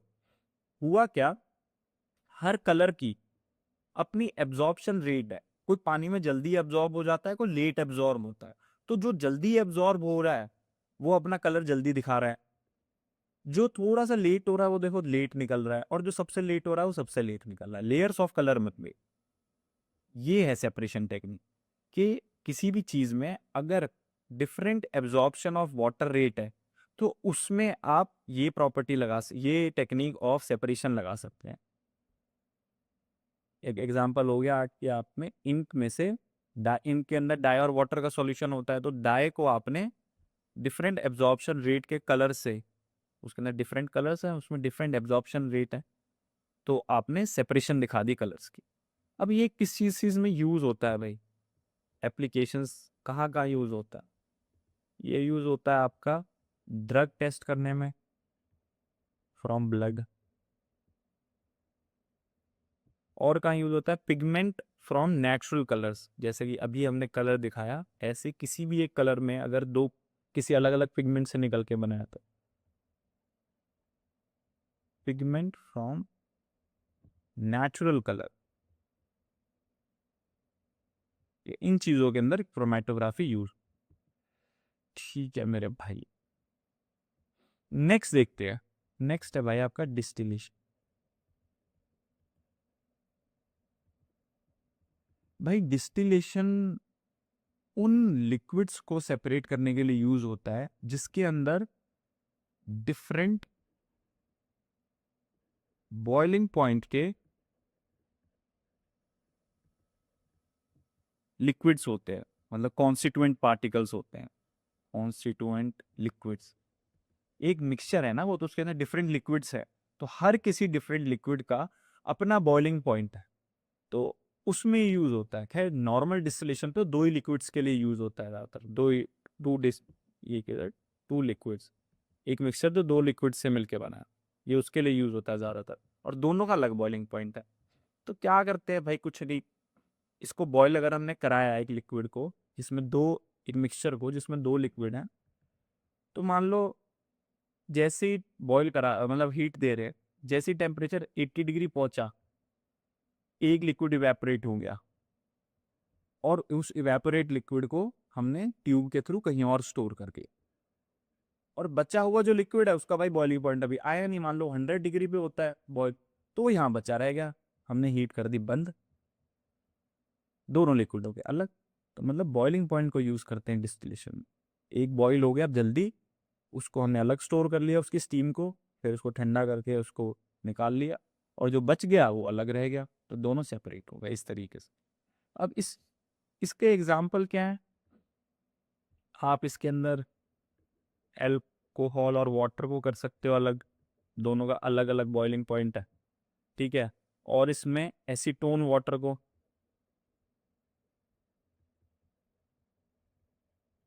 इनको अलग अलग आप कर सकते हो। इसमें मिसेबल लिक्विड्स होते हैं यहाँ। अब मिसेबल लिक्विड्स में दोनों मिक्स्ड हैं लिक्विड, हमने इमिसेबल लिक्विड्स वाला कौन सा रखा, देखो इसी भी स्टेटमेंट ऐसी आ सकती है कि इमिसेबल लिक्विड के लिए कौन सा है, मिसेबल लिक्विड के लिए कौन सा है। इमिसेबल के लिए हमने कौन सा करा था, सेपरेटिंग फनल, और मिसेबल जो दोनों मिक्स हुए हैं, जैसे अल्कोहल वाटर को आप मिक्स करोगे तो आपको पता मतलब अलग अलग नहीं दिखेंगे, मिक्स हो रखे हैं, तो ये मिसेबल लिक्विड्स के लिए होता है। अब देखो डिस्टिलेशन, डिस्टिलेशन की कुछ कंडीशन है। क्या कंडीशन है कि भाई पहली बात तो उन लिक्विड्स में नहीं हो सकता डिस्टिलेशन जो लिक्विड हीट देते ही डीकंपोज हो जाए। कुछ लिक्विड्स ऐसे होते हैं जो हीट हल्की सी प्रोवाइड करी उसके पार्टिकल्स टूट जाते हैं, डीकंपोज हो जाते हैं, या तो किसी और चीज में कन्वर्ट हो जाते हैं, मतलब थोड़ी सी हीट देते ही उनका हाल खराब हो जाता है, तो ऐसे लिक्विड्स में नहीं होगा, डीकंपोज नहीं होनी चाहिए लिक्विड्स, पहली चीज। दूसरी चीज, उनका जो बॉइलिंग पॉइंट है दो लिक्विड्स का मिक्सचर में, बॉइलिंग पॉइंट है दोनों का, उनका जो डिफरेंस है वो 25 केल्विन से ज़्यादा होना चाहिए, है ना। मान लो कि अल्कोहल और वाटर है, इन दोनों का बॉइलिंग पॉइंट का डिफरेंस 25 केल्विन से ज़्यादा ही होना चाहिए, कम होगा तो फिर डिस्टिलेशन नहीं चलेगा। तो ये दो कंडीशन है, ये दो कंडीशन ध्यान रखना, 110%। ठीक है, आगे देखते हैं भाई। अब है आपका fraction distillation, fractional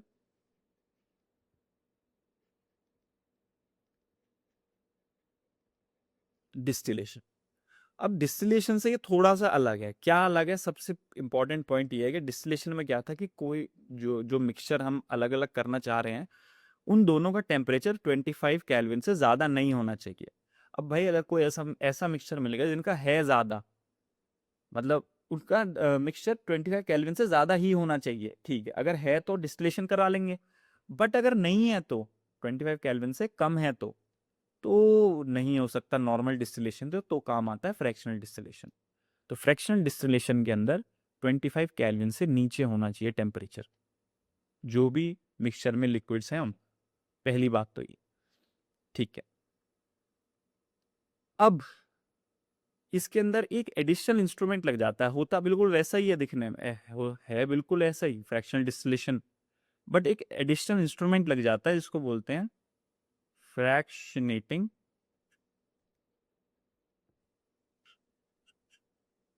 fractionating column. Fractionating column एक इंस्ट्रूमेंट है जो फ्रैक्शनल डिस्टिलेशन में यूज होता है, जो डिफरेंशिएट करता है प्रोसेस को, नॉर्मल डिस्टिलेशन को फ्रैक्शनल डिस्टिलेशन। ये भी पूछ सकता है क्या पता कि भाई ये कहाँ पे यूज होता है। ठीक है, ये चीज ध्यान रखनी है। तो इसमें उसमें क्या था, दो लिक्विड ही ज्यादा, दो मिक्सचर के अंदर दो लिक्विड ही अलग हो सकते हैं। इसमें multiple multiple multiple mixtures, multiple जो गैसेस हैं या फिर लिक्विड्स हैं उनको आप अलग कर सकते हैं। इसके अंदर, उसके अंदर दो थे सिर्फ, इसके अंदर मल्टीपल मैटर को आप अलग कर सकते हैं। ये चीज ध्यान रखना, गैसेस हो गई या लिक्विड हो गई। अब इसके एग्जाम्पल क्या है, इससे क्या कहाँ यूज होता है। एयर के अंदर, अब भाई एयर के अंदर अलग अलग चीजें हैं आपकी, ऑक्सीजन है, नाइट्रोजन है, आर्गन है, हीलियम, नियॉन, कार्बन डाइऑक्साइड, वो सारी चीजें अलग करने के लिए fractional distillation. Crude oil, crude oil से हम क्या बनाते हैं, पेट्रोल बनाते हैं, डीजल बनाते हैं, है ना, और क्या बनाते हैं हम, केरोसिन बनाते हैं। ठीक है, ये सारी चीजें अलग करने के लिए क्रूड ऑयल से, ये अलग अलग निकालने के लिए फ्रैक्शनल डिस्टिलेशन। तो ये चीजें ध्यान रखनी चाहिए आपको। ठीक है, नेक्स्ट देखते हैं और कौन सी टेक्निक है। नेक्स्ट टेक्निक है क्रिस्टलाइजेशन। अब देखो क्रिस्टलाइजेशन क्या होता है, इम्प्योरिटीज रिमूव करने के लिए, इम्प्योरिटीज को रिमूव करने के लिए सॉलिड सब्सटेंस में होता है ये बस। सॉलिड सब्सटेंस की अगर इम्प्योरिटीज रिमूव करनी है उसी के लिए बनाए है, लिक्विड और गैसेस के अंदर ये नहीं चलता सॉलिड सब्सटेंस। दूसरी बात, अब तीसरी बात क्या है कि इसको होता कैसे ये देखते हैं। फॉर एग्जाम्पल आपको कॉपर सल्फेट, ये एग्जाम्पल है आपके एनसीईआरटी का। कॉपर सल्फेट का सॉल्यूशन, कॉपर सल्फेट है, उसमें इम्प्योरिटीज हैं, गंदा हो रखा है। तो उसको आपको क्या करेंगे, सबसे पहले हम लोग उसको हल्के से वाटर में डालकर बॉईल कर लेंगे। पहले हल्के से वाटर डाल में ऊपर ऊपर से बॉईल करने से पहले आप फिल्टर कर लो, ऊपर ऊपर से इम्प्योरिटीज निकल जाएंगी।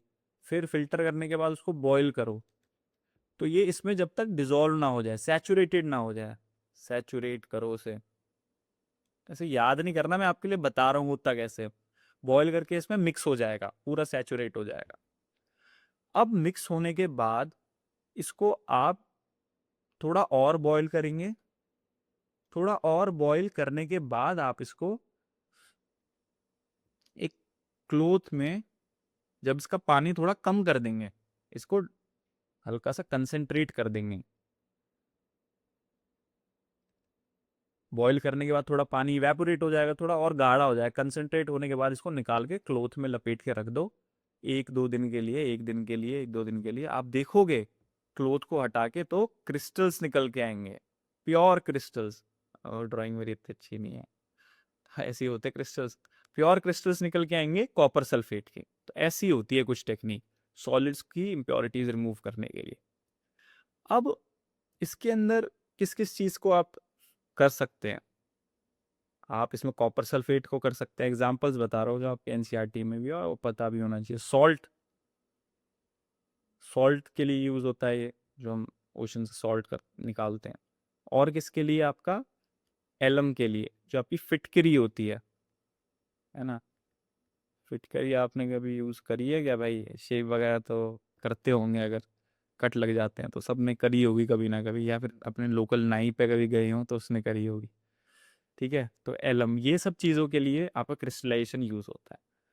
अब आपका क्रिस्ट एक चीज़ है क्रिस्टलाइजेशन और इवेपोराइजेशन में क्या, इवेपोरेशन में क्या आपका डिफरेंस है। अगर किसी चीज़ को आप इवेपोरेशन से उसकी इम्प्योरिटीज निकालना चाहें तो इवेपोरेशन से भी निकाल सकते हैं। बट डिफरेंस कहाँ आ जाता है कि भाई इवेपोरेशन के अंदर आपको बॉईल करना पड़ेगा, यहाँ पे आपको बॉईल मतलब इतने टेम्परेचर बहुत ज्यादा बॉईल नहीं करना, पहली बात तो यहाँ पे। और मैं बॉईल बॉईल ना लिख के यहाँ बोल सकता हूँ कि क्रिस्टलाइजेशन में आपको थोड़ा गर्म करना है बस, इतना बॉईल नहीं करना। बट इवेपोरेशन में तो कॉन्टिन्यूस बॉइलिंग होती है ना, जब तक वो लिक्विड उड़ नहीं जाता पूरा। जैसे ही नमक को नहीं लेना है आपको सी वाटर से, तो पूरे लिक्विड को उड़ाओ और नमक तब बचता है।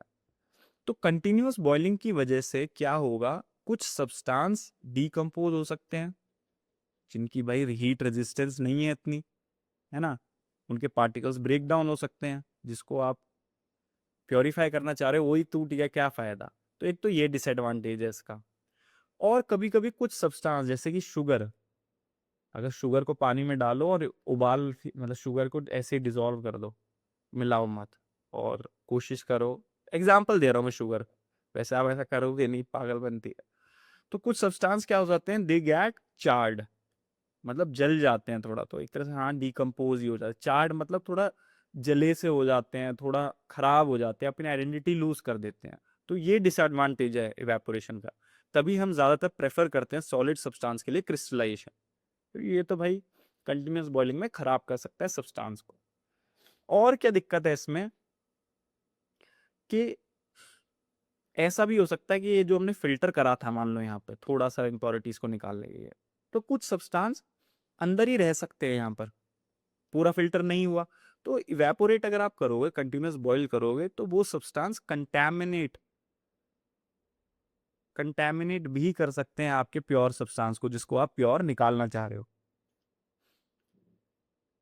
तो आपका जो प्योर सब्सटेंस है वो कंटैमिनेट भी हो सकता है। तो ये डिसएडवांटेजेस है इवेपोरेशन की। ठीक है दोस्तों, इसलिए हम यही कोशिश करते हैं कि इम्प्योरिटीज की वजह से कंटैमिनेट होता है, कि प्योर सॉलिड सब्सटेंस के लिए हम क्रिस्टलाइजेशन ही यूज करें। ठीक है, एक और आता है आपका सेडिमेंटेशन,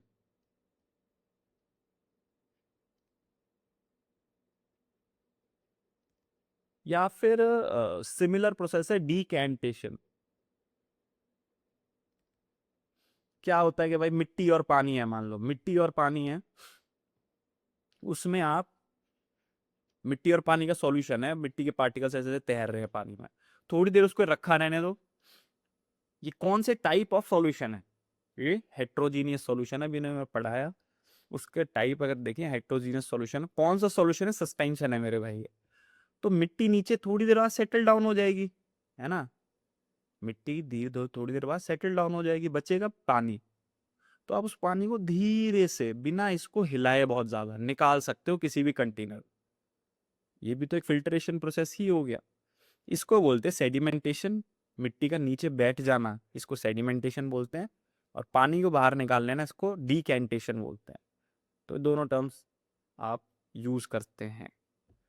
ठीक है दोस्तों, तो ये था हमारा सारा प्रोसेस, एक इंस्टॉलेशन आपका टॉपिक रिमूव करने के लिए टेक्निक्स। एक चीज बार बार आ गया है कि भाई ये इधर फॉर सिर्फ मिक्सचर्स के लिए थी टेक्निक। ठीक है, अब आपकी एनसीईआरटी में कुछ चीजें और गिवन है, उनको और देख लो। एलिमेंट्स के बारे में गिवन है, वैसे तो अगर मैं आगे आगे पार्ट्स के अंदर पढ़ाऊंगा, आने वाले अपकमिंग पार्ट्स के अंदर, बट चलो वैसे तो ना हम कर सकते हैं, वो आने वाले पार्ट में ही कर सकते हैं, इसको छोड़ो। बट एक चीज को देख लो बस, क्योंकि वहाँ पे हम डीपली एलिमेंट्स वगैरह पढ़ेंगे, टेबल वगैरह, तो उसी में सारा कवर हो जाएगा। आपका एक एनसीईआरटी के अंदर वो दिया हुआ है, iron sulphate plus HCl plus, sorry यार क्या लिख रहा हूँ आज,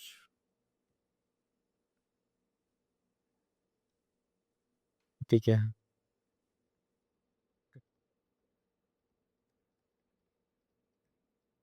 तो ये जो बना इस ये आपकी इक्वेशन है, आयरन सल्फेट को आपने किसी एसिड में डाला, तो आपका एक बाय प्रोडक्ट आया, वो है हाइड्रोजन सल्फाइड।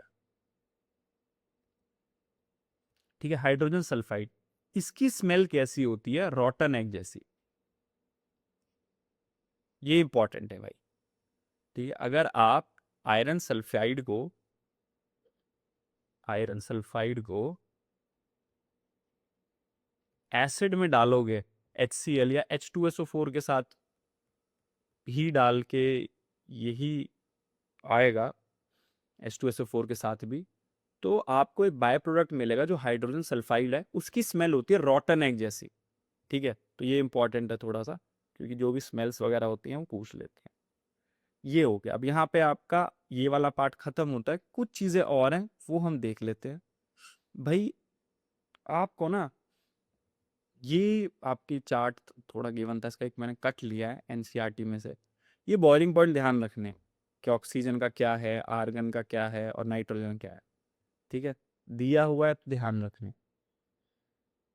और क्या है, अब ना एक क्वेश्चन है, very small insoluble particles in liquid. ये क्वेश्चन किसका है, CDS 2 2023 का क्वेश्चन है भाई ये। Very small insoluble particles in a liquid room may be separated from it by using. अब यहाँ पे देखो, आपने ऐसा कुछ, देखो मैं बार बार कहता हूँ आपको पढ़ाया जाएगा, आपको एक इंफॉर्मेशन प्रोवाइडेड है, जरूरी नहीं है वो सेम इंफॉर्मेशन पे क्वेश्चन आ जाएगा आप पे।